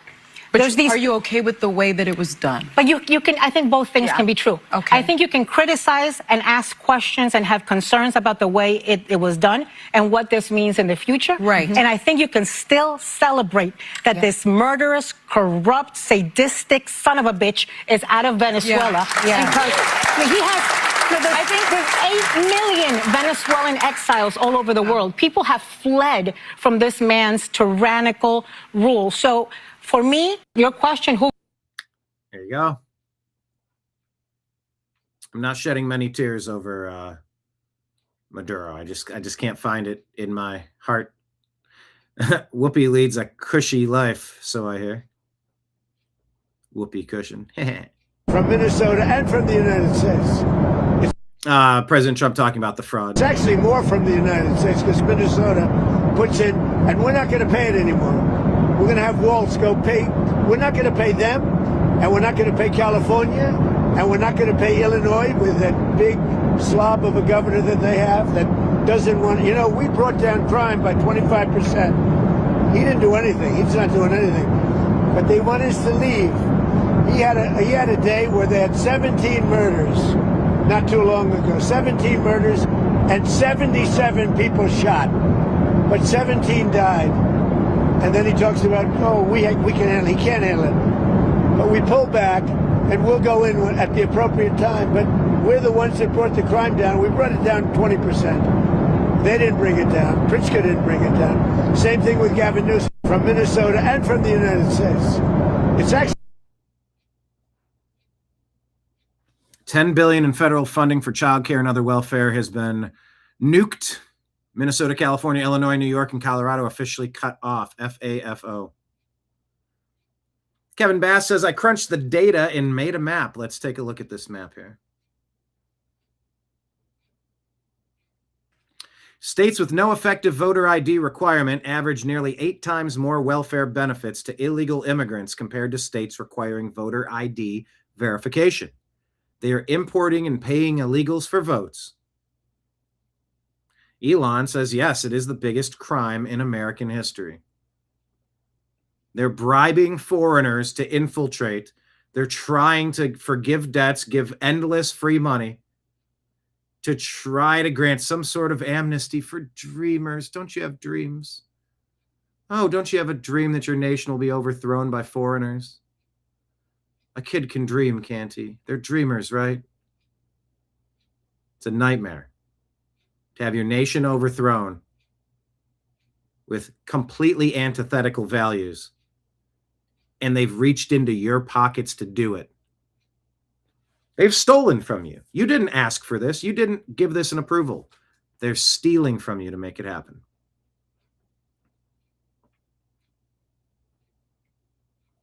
Stephen Miller has thoughts on Venezuela. What the president said is true. The United States of America is running Venezuela. By definition, that's true. Jake, we live in a we live in a world in which you can talk all you want about international niceties and everything else. But we live in a world, in the real world, Jake, that is governed by strength, that is governed by force, that is governed by power. These are the iron laws of the world that have existed since the beginning of time. But in terms of day-to-day operations in Venezuela, that is acting President Rodriguez, right? It's not some sort of American emissary.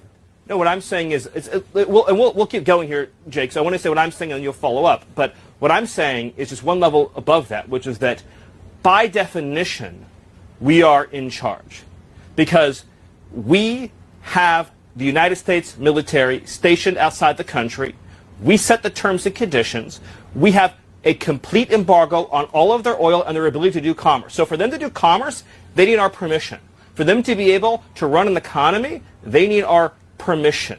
So the United States is in charge. The United States is running the country during this transition period. If that's now, true, obviously that doesn't mean that President Trump is setting the bus fare schedule inside the country. So doesn't mean that President Trump is assigning the K-12 curriculum in the country. What the president said is true.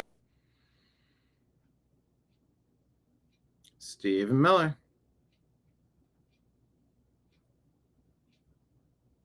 Chris Murphy, Here's Senator John Fetterman. He's got thoughts about Maduro. Yeah, reminding us that there was a bounty on Maduro. So bounty concluded. Like, this is a long time coming. Maduro earned this. What? How could anyone have a problem with Trump over this? Democratic colleague, called the operation wildly illegal. America doesn't want this war. Nobody asked for this. And I think the most important conversation to have is Venezuela is not a security threat to the United States. They're not threatening to invade us. Do you want to take this on? I respect my friend in Connecticut, but we have different views on this and perhaps other views as well. I just said this on my social media that, remind everybody that America is a force of good, order, and democracy, and we are promoting these kinds of values.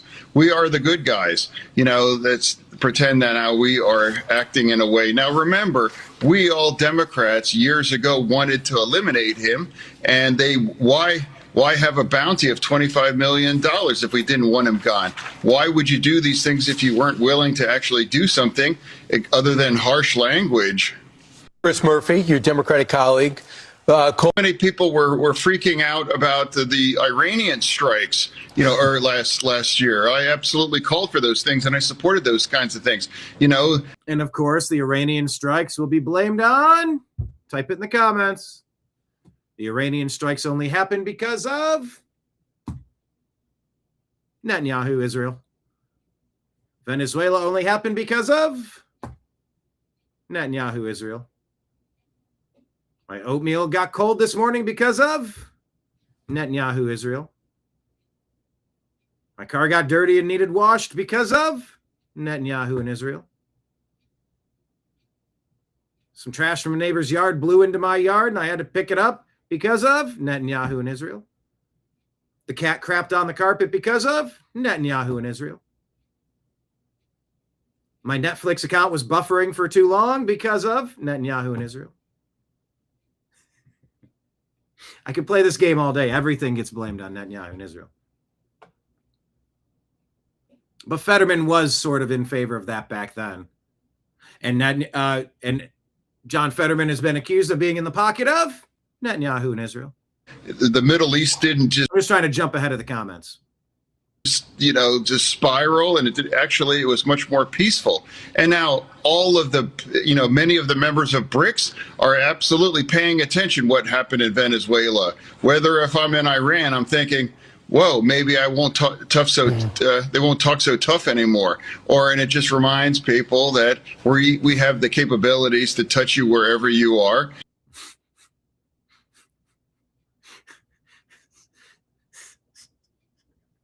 Speaking of Bill Clinton and the capabilities to touch you wherever you are.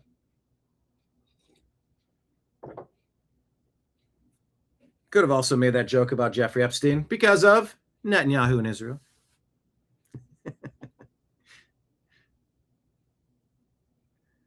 The Cleveland Browns didn't get the #1 overall draft pick in the NFL because of Netanyahu and Israel. By the way, 3 p.m. today, we're going to be having episode 25, I think, of season 3. Strictly Football on the Unhappy Hour Sports Show here on the New American Media. That's Strictly Football here on the Unhappy Hour, brought to you by the New American Media, today at 3. But yeah, so I reach out and touch you wherever you are. That's a continuation of the point I was making earlier. This is going to assist the United States in negotiations. You don't think President Trump is going to be able to have a slightly different, or Marco Rubio or Hegseth or whoever he wants to be a part of the negotiations, Jared Kushner? I can't believe it's nepotism. Yeah, he has people that he trusts and they do their job. So what? Can you believe LeBron has his kid? He got drafted on the Lakers. That's nepotism. Shedeur Sanders, he's only in the NFL because of his debt. Who cares? Who cares? What are we even talking about? But yeah, whether it's Jared Kushner or whoever is going to be negotiating with Russia and Ukraine to stop that shit, you don't think they're going to be able to lead in and just say, you know we've mapped out your facilities too, right? You know you think you have anti-aircraft. You think you have weapons that are going to work. You think that you're safe. Maduro thought he was safe with multiple redundant layers. 3 hours it took us. 3 hours. You want to FA? Because you can FO. That's obviously a negotiating strategy here, and that's what Fetterman is talking about. In that regard, I agree with him completely. It's a reminder to everybody else around the globe. Do you really want to mess around? Or can we find an agreement that works for everyone? And that's not to say you're going to then abuse and ram something through that's going to be 100% one-sided. That's not a good deal. That's not the art of the deal. That's the art of something that will temporarily get you the win, and it's going to cost you in the long run. You ever win a public argument with your significant other that maybe embarrasses them? Oh, yeah, sure, you won. I think it's Jordan Peterson talks about that, how stupid it is. You want to publicly get a win a battle with your spouse in public? It's going to make everyone look bad? Oh, that's going to be used against you for the rest of your life. What value comes to you from that?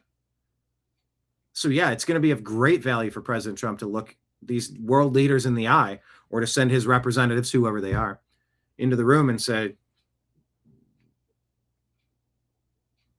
we've been training for your facility maps in Moscow as well. We've been doing this in Ukraine. You don't think our teams are ready? And there may or may not be a perfect time to launch this operation. And maybe it's an operation that we will never launch. Maybe you end up working with us and sorting this out like adults. Or maybe we have to do certain things. Do you really want to put all of your chips in? Pick one number on the roulette wheel and spin? Or how about we reach a conclusion that stops the bloodshed? We find a way to maybe redraw some maps, reallocate some resources, lick our wounds, figure it out, move along, and let's just be partners where everybody wins. Everybody can be wealthy and out of jail. I mean, Trump's trying to make a deal, but none of those two want to stop fighting. What do you do when the two kids refuse? The two brothers who allegedly love each other will not stop punching each other in the sandbox. Bless you, Nimbus. Bless you, sir. Bless his little heart. And now I think things are going to be more stable. If anything, you know, people are wrong about the. And by the way, you got to put John Fetterman on the list, the short list. He does often come out with common sense, basic things, which on the sliding scale of making a Democrat sound sane, it's a very low bar to clear, since they're so crazy by and large. With 100, if you took 100 Democrat policy positions, 5 or 10 make sense, and 80 of those are just absolutely bonkers upside down. Something like that. Fetterman comes out and says common sense stuff. So he's got to be on the short list, except they don't like thinkers in their party. They like installing puppets, whether it's Biden or Harris. They like the people nobody voted for, who are completely compromised and blackmailable, bribable, controllable. For the Obama fourth term. No, thank you. Iranian strikes. So Fetterman, in one hand, should be on the short list. But given the track record of that Democratic Party, because they didn't put Hillary there. The superdelegates did. The power, the energy of the Democrat Party was for Bernie Sanders. As misguided as that was, the people wanted Bernie Sanders, but it was the ruling class, the deep staters, that put Hillary in, because she's a puppet. She'll do as she's told. You want to talk about compromised, blackmailed, bribed? Doesn't get more compromised than Hillary Clinton. You know. So yeah, Fetterman's both probably the front runner and the one person the Democrats would never allow to win become their candidate in 2028, because he makes sense and they only elect backward people. So for me, I'm open to better opportunities, you know, and I have to call it necessarily, it's positive, and I can't just condemn it just because I happen to be a Democrat. Many people. All right. Well, that kind of makes sense. Chris Murphy. We had this one. Let's keep it moving. What is that? Fletch here says, first Maduro is captured, then this post drops from DOL. What is DOL? Department of Labor? I think I covered this yesterday. And it says, patriots are in control. Then Trump drops this following video. This is how they stole it. Wonder what's next? This is how they stole it. And so it's President Trump with this whole video about this is how they stole it. What are some comments? With all the election fraud posts from Trump, Flynn, and many others, is there any doubt it's all going to get exposed and fixed? And not from me, there isn't. It's happening, and we, being the Q-tards, were told that years ago, so buckle up. Dano says what no one is talking about is that Smartmatic is a Venezuelan company. Oh, it's going to be good. See, Maduro worked with Biden, Obama, and China to steal the election, says Dano. Who's here for it? Pass the popcorn. Was Venezuela here? Venezuela rigged 2020 button. Let's see how many people believe that. So is there a reason why they went after Venezuela first? I don't know. I'm not telling you what to believe, but I'm telling you what people are saying. And there are some hopeful people. This is allegedly Polish mercenary Rafał Ganowicz, who in 1967 was purportedly, according to Spirit of Defiance, purportedly asked, what does it feel like to take a human life?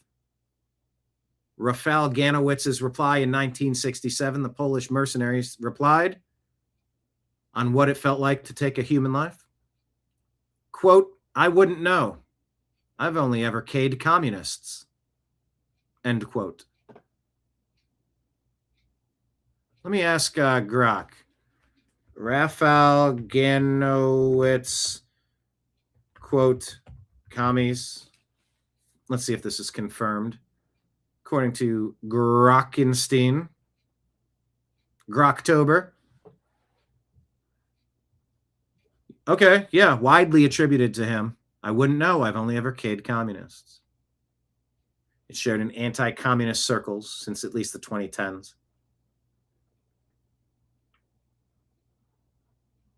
A milder version sometimes is cited as I only K'd enemies. Critics argue it's propaganda to portray him as extreme or possibly inspired by similar quotes about fascists. You know, the thing about quotes, you can take a quote, you can attribute a quote, you can falsely attribute a quote. Who knows? It's from 1967. Who knows? So Somali daycares, they defraud the government. Deshaun Watson says, watch this. He's defrauded the Browns out of $230 million. By the way, make sure you tune in. Strictly Football coming up at 3 p.m. Eastern on the Unhappy Hour here on the New American Media. That's Strictly Football, 3 p.m. Myself, Mike Barra, Jim Mitchell, Ezrael Robinson, covering last week in the NFL and the playoff week moving forward, as well as all the coaches that were fired and draft positioning. Pete Hegseth drops this insane hype video about the United States military. I'm guessing there's going to be music. Our nations, they don't sleep. They're watching our every move. Iran, Russia. Yeah, they got music. I want to hear it. ISIS, Al-Qaeda. It looks awesome, but I can't play it because of the music. Not be mistaken for a cable news gabfest show. But this military is a far cry from the disaster Joe Biden, Barack Hussein Obama left us. If your dad left you millions when intentionally, hi bud, intentionally weakened, 40 million sleeper cells installed inside the gates of the United States of America. But our military is in a very different position. Not back down. We've seen war. I can't play. There's just too much music here. Say hello to Nimbus, everybody. He just stretched on my leg. He's waking up from his long winter's nap. Wonder if he can have some lunch, I'm assuming. I love when Nimbus comes by.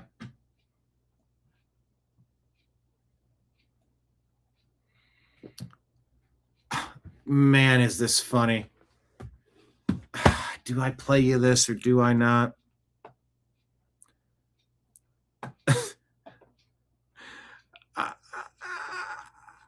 I gotta play this. I gotta play this. This is AI, allegedly.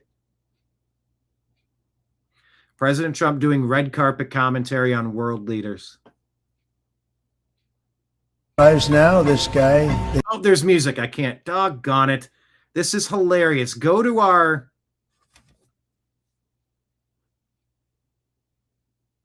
Yeah, it's too much music. I can't play it. I'm sorry, guys. Go to our Instagram feed and scroll over and watch this. You will not be disappointed. It is so funny. Yeah, share it on X. Oh, good. We'll do it this way. Go on our X feed.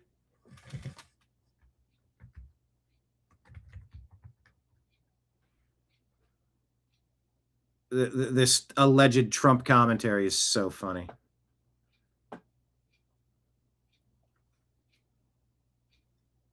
Oh, boy. Seeing another story I need to cover.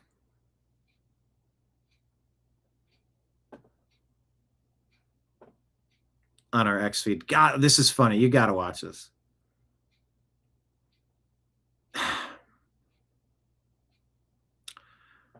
Syndicate of Strength says every generation has its purpose. Ours is to reveal the truth and reverse the brainwashing. Are you up to the task? All hail Nimbus. Yes, yes, yes.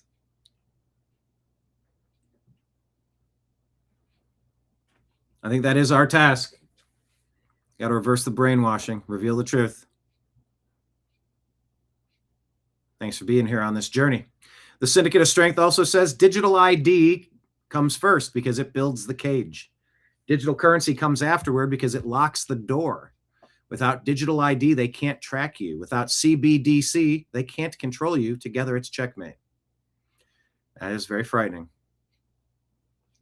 Syndicate of Strength says, what will be the lore of your heritage?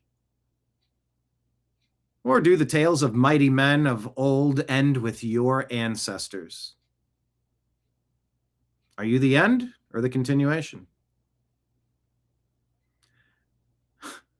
You know how I played you a reenactment of what happened? I think this is maybe the most relevant reenactment of what happened with President Trump in Venezuela. This is Mickey Cat.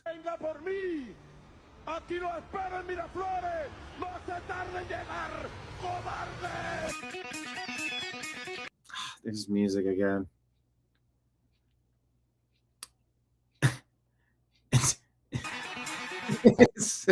Maduro sleeping.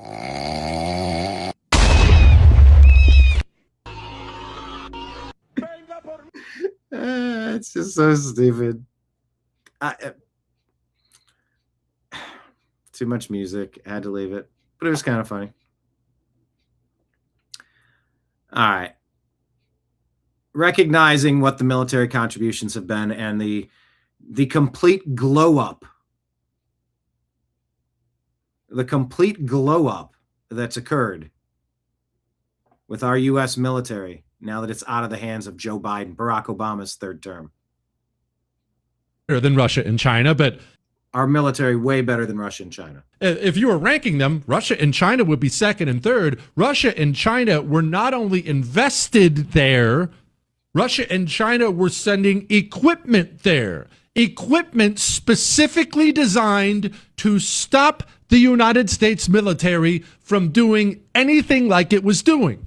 Anything. They knew we were coming. They had been supplied by the second and third best militaries in the world, trained by the second and third best militaries in the world to stop us from doing it. And still, we flew helicopters into their capital in the middle of the night, killed all the security around their president, and jacked him and his wife out of the mansion, threw them on a ship, and shipped him back to the United States of America without losing a single man. By the way, in case you think this is all going to be sunshine, it's not. We're going to discuss potential problems and what's going on. We're going to get to that. I just wanted to take a moment to appreciate how elite this was. And I'm not just talking about the Delta guys on the ground. We're better than Russia and China, but if you... So it is nice to know that that has been changed. Let me ask Mr. Nimbus if he can help me with something. Ni hao. There you go. Kenneth tossed a tenner into the tip jar. Thank you so much for the super chat. But I had to get Nimbus to say, "Mi hao." That is what I did. "Mi hao. Mi hao." I'm a puppet on a string. Ring a bell and I'll salivate. How'd you like that? Send a super chat and I'll make my cat a ventriloquist doll. Gotta love it. Nah, buddy. He's up here purring, looking for lunch. But yeah, luckily our military has been turned around because it was a mess beforehand. All right, check this out. Carolyn Levitt announces President Trump is sending the whole government after Tim Waltz in Minnesota to uncover fraud, according to MAGA Voice shared by GLKCS. Government effort. We are surging resources. You saw today the Department of Homeland Security announced we have nearly 2,000 agents from the Homeland Security Investigations Team. The FBI is on the ground, and we're freezing money. HHS cut off funding for child care centers and for daycares. USDA Secretary Rollins has been asking Governor Walz to see the recipients of SNAP in his state. So this is all hands on deck. Rest assured, it's a top priority for President Trump. And he believes that Governor Walz is criminally liable. And I think the Department of Justice is going to find out. Entire government effort. We are surging resources. You saw. Hopefully 2026 will be the year of the indictment. Actually, can I type that, Nimbus? Can I reach my hand over here? Hopefully 2026 will be remembered as the year of the deep state indictments. Tim Waltz to Gitmo, yeah, hopefully. Knowingly defrauding the American people. Hi. Here's Danny, PRYP, allegedly a Venezuelan, wanted to get his thoughts. I'm not following him, don't know who he is or what he does, but take a listen. Venezuela, good or bad? I'm Venezuelan, and this is a message to all my non-Venezuelan friends and non-Venezuelan people out there in the world. If you have a friend that's Venezuelan and you want to show you are there for them, I think this is the best way of doing it. Call and ask, how are you doing? Is your family okay? And is this good? What do you think about what's happening? Ask questions and then just listen. This is a very difficult period for us emotionally, and we just need to let people know, basically. Also, just be very aware. We are like burned victims. We have survived a 25-year dictatorship that was horrendous. It violated every human right on the book. All of us are traumatized, and all of us are not and cannot be gray about the circumstances of our country, and we are very strongly, I would say 99.9% of Venezuelans are strongly with Donald Trump and agree with everything he's doing. So even if you don't agree with that in a political sense, just show compassion and listen to what they have to say. It is a very difficult period for us, and also we invalidating our factual experience, meaning the facts of the things that actually happened to us and to our families and to our friends. To invalidate that will not lead to us feeling better or to us feeling supported, and it will just create further distress. Thank you very much. Hi. I don't know. I just like seeing people happy. And this Maduro guy seems like a real piece of work, it seems. If there California Congresswoman Maxine Waters moved to have Florida Congresswoman Maria Elvira Salazar's remarks stricken from the record. Take a listen to this. Salazar is telling the truth, says Raul in the comments. Take a listen. There is someone who has seen the horrors of socialism up close within the Democratic Party is in the House, and it's the Honorable Congresswoman Maxine Waters. And I would love for you to support this resolution specifically because, Madam Waters, for decades you traveled to Cuba dozens of times to visit Fidel Castro personally, whom you consider your friend.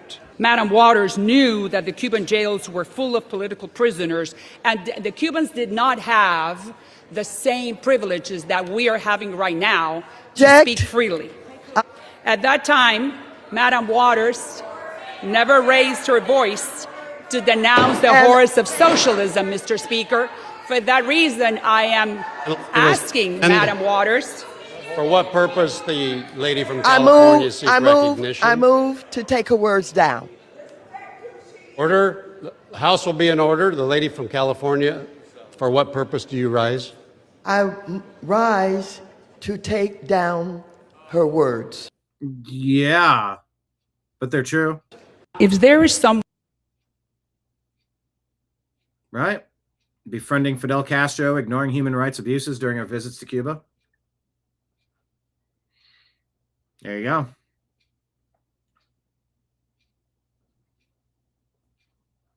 People are speaking up. People are speaking out. And that's why we ask you to follow us on multiple platforms here at the New American Media. All of the places, please. There are so many different places to subscribe. That being said,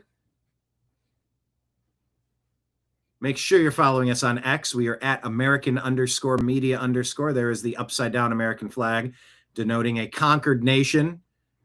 Because until we can reverse the stuff that's been happening, I mean, we've got a lot of work to do. And I hope 2026 is the year of the indictment. Get the bad actors held accountable. And Maxine Waters is right at the top of that list. Yes, right here, of course, this is our conversation with John B. Wells. It is a link to our Patreon page. Please consider signing up for at least, I hope everybody also signs up for the New American Media free Patreon. At least do the free Patreon. And then, of course, a great way to support TNAM is to follow us on Patreon at like the $10 monthly or the $100 monthly if you want. They're all huge building blocks for what we're trying to grow over here. Right there pinned is our Patreon. So the free version and the other version, both are appreciated. Please sign up. President Trump expresses tremendous... I'm scrolling through our X post information right now. President Trump expressing tremendous sorrow at the loss of a great member. Congressman Doug LaMalfa passed away yesterday. Hearts go out to his wife Jill and his entire family. So prayers to them. Mario Knopfel says J.D. Vance has a home attacker identified as a trans daughter of Democrat donor surgeon. Suspect accused of smashing windows at Vice President J.D. Vance's Ohio home. Julia D. Four, a transgender woman, born William D. Four, and the daughter of they're doing the daughter-son thing. It gets confusing. Of two wealthy Democrat donors. Person going by the name Julia arrested, charged with multiple counts, allegedly breaking into the Vance family $1.4 million Cincinnati residence with a hammer. She grew up in luxury Hyde Park, attended elite private schools, child of William Catherine DeFore, prominent pediatric doctors who've donated thousands to Democrat causes, including Kamala Harris and Joe Biden. No motive has been released, but the suspect has a prior criminal record, including a guilty plea for vandalizing an interior design firm in 2024. This coming from the Daily Mail. And that's allegedly the mugshot. Something seems off with the eyes. Elon says those are not the eyes of a sane person. That third picture especially.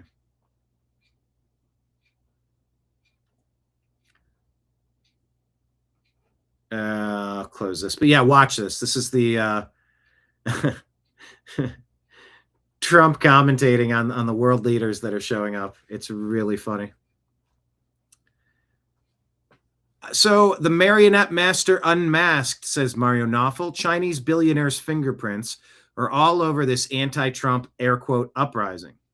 What looked like spontaneous community outrage was actually a sophisticated operation funded by foreign interests. Now Congress is investigating, and the truth is explosive. There's a Chinese billionaire funding LA riots. Well, I guess this is from earlier this year, but this name keeps popping up. Neville Singham. I think they're linking him to the current it's just anti-Trump, pro-Maduro, I guess. But it's really just anything Trump does, they want to be against. And these were President Trump's remarks at the House GOP member retreat, if you want to watch them.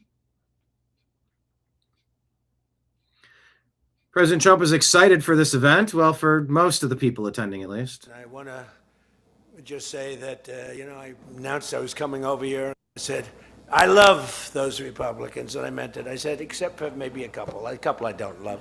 But the people in this room, I don't know if those couple are here. I don't know. I don't care if they're here or not.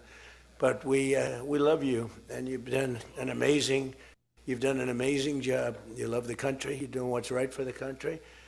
And I want to wish everybody a happy new year, the most successful House Republican majority in decades. And we did it with not a big majority. Right? And I want to throw in shots.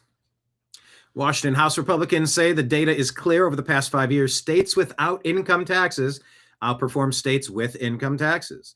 Governor Bob Ferguson's plan to impose a state income tax on Washingtonians is a move in the wrong direction, they say.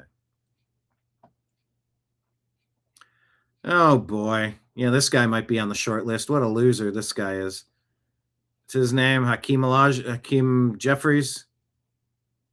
Well, there's been no evidence that the administration has presented to justify the actions that were taken in terms of there being an imminent threat to the health, the safety, the well-being, the national security of the American people.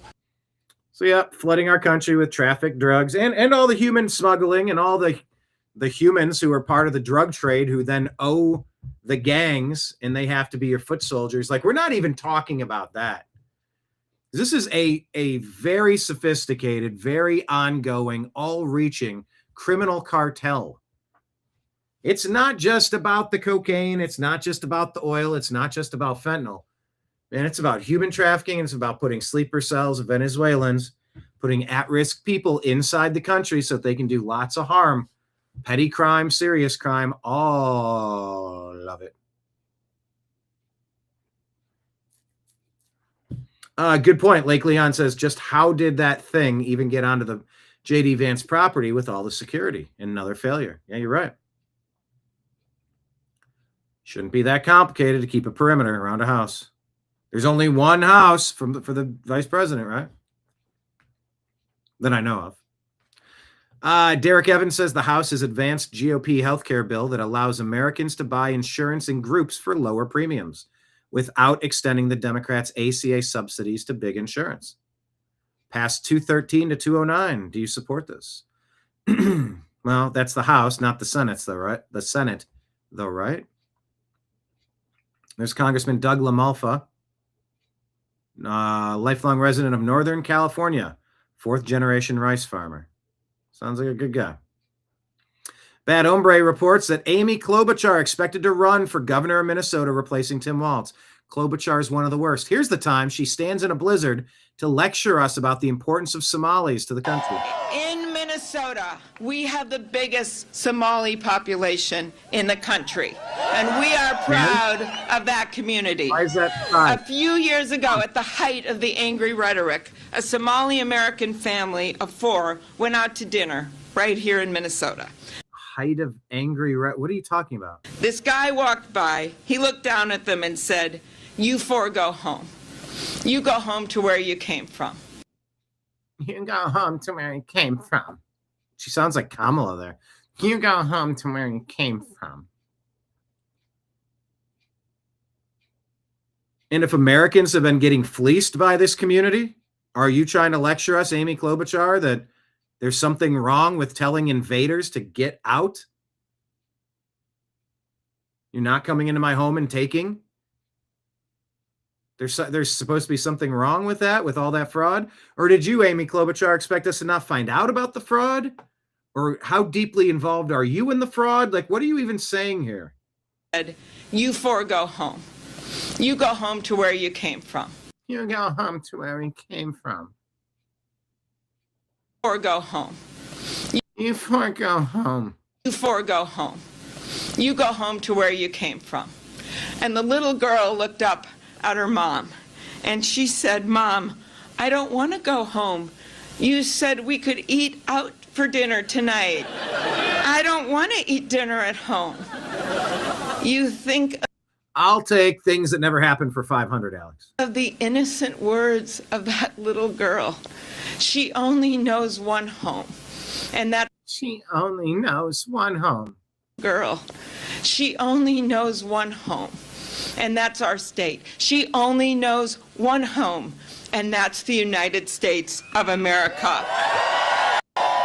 Yep, and has the family been defrauding us? If so, go home. She's deep in the fraud, says bad hombre. We shall see. Can't stand Amy Klobuchar. Elon says the fraud in California, New York, and Illinois is far greater than in Minnesota. My guess for how much fraud is happening nationwide is roughly 10% of the federal budget, about $700 billion a year.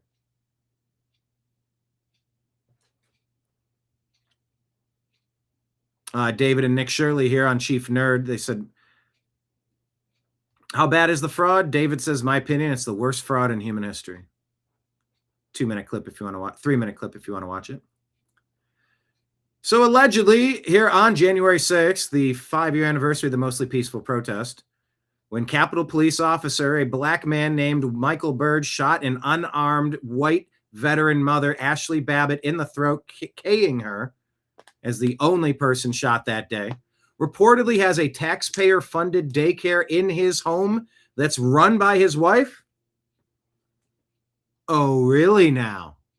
Adam Carolla says none of the hands up, don't shoot people ever cared about this guy. And none of the I can't breathe people did either. That's how you know they're hypocrite liars. Paul Sperry says records show U.S. Capitol Police Captain Michael Byrd, who fatally shot unarmed J6 protesting mother veteran Ashley Babbitt without warning, has been running in an unaccredited daycare center with his wife, Kaliska, from their Maryland home since 2008. He's received $100 million in HHS daycare funds. Hold on a minute. If you can get Al Capone on tax evasion, can you take him down for this? If these reports are true. But if Paul Sperry's reporting it, lives with TikTok as well. Capitol Police Officer Michael Byrd, who unarmed veteran mother Ashley Babbitt, reportedly has a taxpayer-funded daycare in his home run by his wife, because of course he does. Byrd's Family Daycare in Brandywine. Joshua Oliveri reminds us it's the 5th anniversary of the M of unarmed U.S. veteran guilty of misdemeanors, and no one's ever been held accountable. Will Pope reminds us this is the 5th anniversary of Ray Epps saying he was in Washington to storm a Capitol. We're here to storm the Capitol. Hell yeah. All right, have a good night. Be safe. Be safe, brother. We need to find a megaphone. Wait, that guy's like my neighbor. What the fuck? We're here to storm the Capitol. Hell yeah. All right, have a good night. Be safe. Be safe, brother. Yeah. I could have been anywhere near this intersection. I've looked like, was I there at this exact moment? Yeah, this daycare stuff is insane, Marion. It's just insane. All right, so Andrew Colvett, Hilton's Hampton Inn just canceled reservations for DHS ICE agents enforcing our laws against illegal alien invaders and fraud in Minnesota. Blatant discrimination against federal law enforcement that panders to the radical left while betraying American security. The next step is clear. Either Hilton condemns this, apologizes, and reverses course in Minnesota, or we boycott Hilton Hotels. C3 tells us in November, Hilton hosted Mamdani and Democrats. In January, Hilton canceled ICE and immigration agents. Sickening. April Color says Hilton branded hotel in Minneapolis. Canceled the rooms. Agents booked using government emails and then were told they were not welcome. Let that sink in. Let's listen to this. Afternoon, DHS. Oh, I did play this report earlier. A lot of accusations. Nick Sorter says he confronted the Minneapolis Hilton Hotel and exposed DHS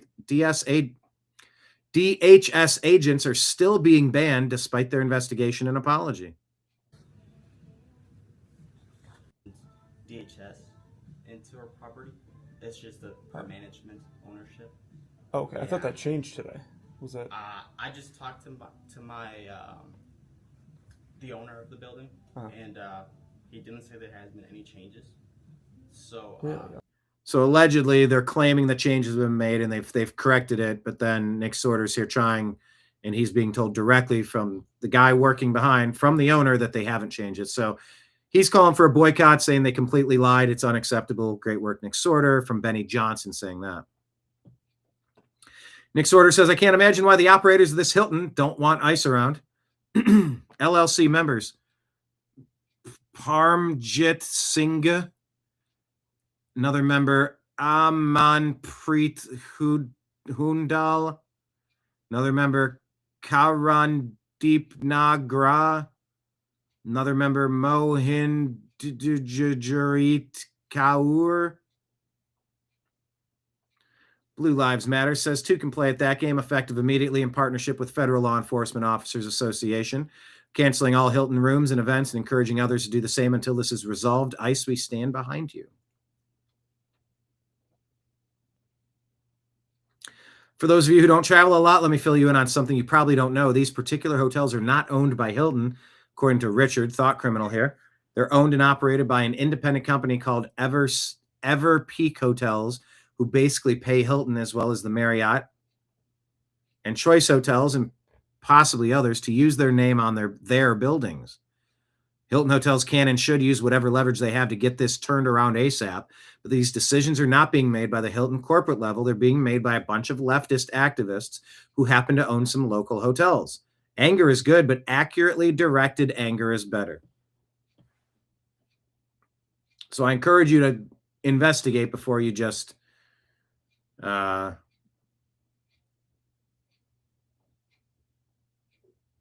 start randomly boycotting, because I'm not in. There may be nuance here. We don't need to be stupid like the left. We need to be smart like the common sense people that oppose leftists. Kenneth, you're saying Nick is CIA man? What does that one mean? CIA man. CIA man. So we're unpacking it.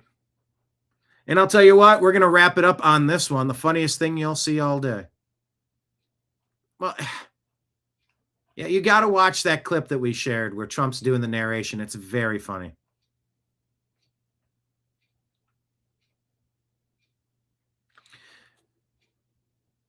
And so, by the way, the accusation then is that Hilton has taken this property off of their list. They're no longer going to be affiliated because of how they're choosing to run their stuff. But you can still book it on their website, which means it's not removed. So until it's resolved, you can't call it a day. Oh, yeah, Marion, good point. If they have any issues at that hotel, don't bother calling cops. Call your local liberal. Call your local Somali invader for help. See how that goes. Because Hilton's released a statement allegedly from Hilton Newsroom. The independent hotel owner had assured us regarding the recent video they had fixed the problem and published a message confirming this. A recent video clearly raises concerns they're not meeting our standards and values. As such, we're taking immediate action to remove this hotel from our systems. Hilton is and always has been a welcoming place for all. We're also engaging with all of our franchisees to reinforce the standards we hold them to across our system and help ensure this doesn't happen again. Johnny St. Pete says, wow, you can't unsee it, though. Hilton Hotels denying ICE DHS rooms in Minneapolis, but the Hilton brand owns 25 brands, making $11 billion a year in revenue. What if I told you President Barack Obama met with Hilton Hotels CEO Chris Nassetta in 2019, and they had an hour-long intimate chat about tourism hosted by Nassetta, and they discussed the dangerous, nationalist, xenophobic, and praised diversity and openness. On a long enough timeline, most roads always lead back to Obama or his puppet master Soros and the globalists. He is always and always will attempt the work of the NWO globalist deep state to undermine President Trump in America. We just had the privilege of hearing President Obama, the former president of the USA, speaking about travel and tourism to the room. You know him, you've worked with him. How did you find him in terms of his knowledge and his understanding about the potential of our sector? Well, first of all, I think it should be recognized that it's a tremendous accomplishment for the World Travel and Tourism Council to have brought him here and been able to deliver such a powerful message from such an engendering president. Engendering president? Gender confusing president with all of his policies. No, there's nothing engendering, endearing. This guy's the most divisive character you've ever seen in American politics. Oh, Trump's divisive. No, Trump is trying to undo your nonsense. Who has a world perspective. I'm not getting this lady's name or her title. This says World Travel and Tourism Council. Is this lady the head of Hilton, or they're not giving me the name? But having fully supported travel and tourism in his national arena during the 8 years there. I worked with him for 6 years as head of the National Travel and Tourism Office. Oh, for 6 years, she was the head of Obama's National Travel and Tourism Office. And I can tell you that we had not had as strong a supportive president as he was. And we opened up a lot more doors, as well as facilitating with visa, even expanding the visa waiver program, but visa processing and also within the infrastructure of airports. Today, he warmed my heart, reminded me of how really special our industry is because he's experiencing it, he's seeing it through his children's eyes. So, connections. Anyway, we'll keep it going. We're not calling for the boycott just yet. Got to get a little bit more information, a little bit more context. Nick Sorter also says the Somali UN ambassador, who's now the president of the UN Security Council, could be in legal trouble after revelations he operated a fraudulent home health care company in Ohio. Start the deportation process, perhaps. HHS says they can confirm the Somali ambassador has in fact associated with Progressive Healthcare Services, a home health agency in Cincinnati. HHS has previously taken action against Progressive in response to a conviction for Medicaid fraud, and there's more to come. That's Abu Kardahir Osman, permanent representative of Somalia to the UN, president of the Security Council, home health agency in Cincinnati. All right, investigate it. And now we'll leave you with your moment of Zen. And we're going to do a quick turnaround and get Strictly Football ready. Funniest thing you'll see all day. Amuse here put this out. It says, being Marco. Here's Rubio finding out that he's got to run Iran, Venezuela, Minnesota, and Hilton.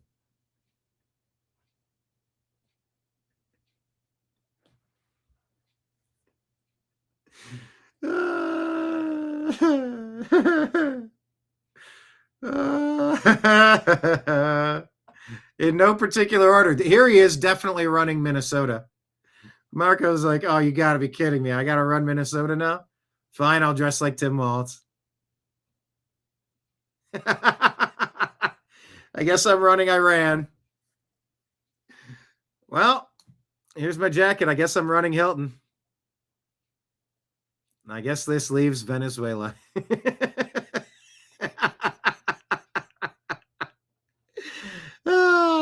Because remember when Rubio cut Doge, he became he had to run Doge. So now he's running Venezuela, Minneapolis, Iran, and Hilton. Man, that's good. Hold on. Rubio's profile is expanding. Oh, God. What is the cold one? I don't know what the cold one is here. Is that Russia? That one's the Royal Canadian Mounted Police. So running Canada. Oh, maybe that's Greenland. Maybe it's Greenland. God, that's so good. Thank you all for being here. Thank you for the super chats.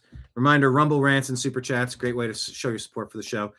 Subscribe to our Patreon, YouTube, and Rumble monthly subscriptions, and consider Venmo, Cash App, or PayPal if you want to throw something into my guitar case, since I've been playing out here for 2.5 hours singing to you, trying to show you important stories, try to provide important perspective, and give you a fun way to spend part of your day. We're going to do a quick turnaround and bring back Strictly Football in just a moment. So I appreciate you. I love you. We'll talk to you again soon. Thank you, everybody in chat.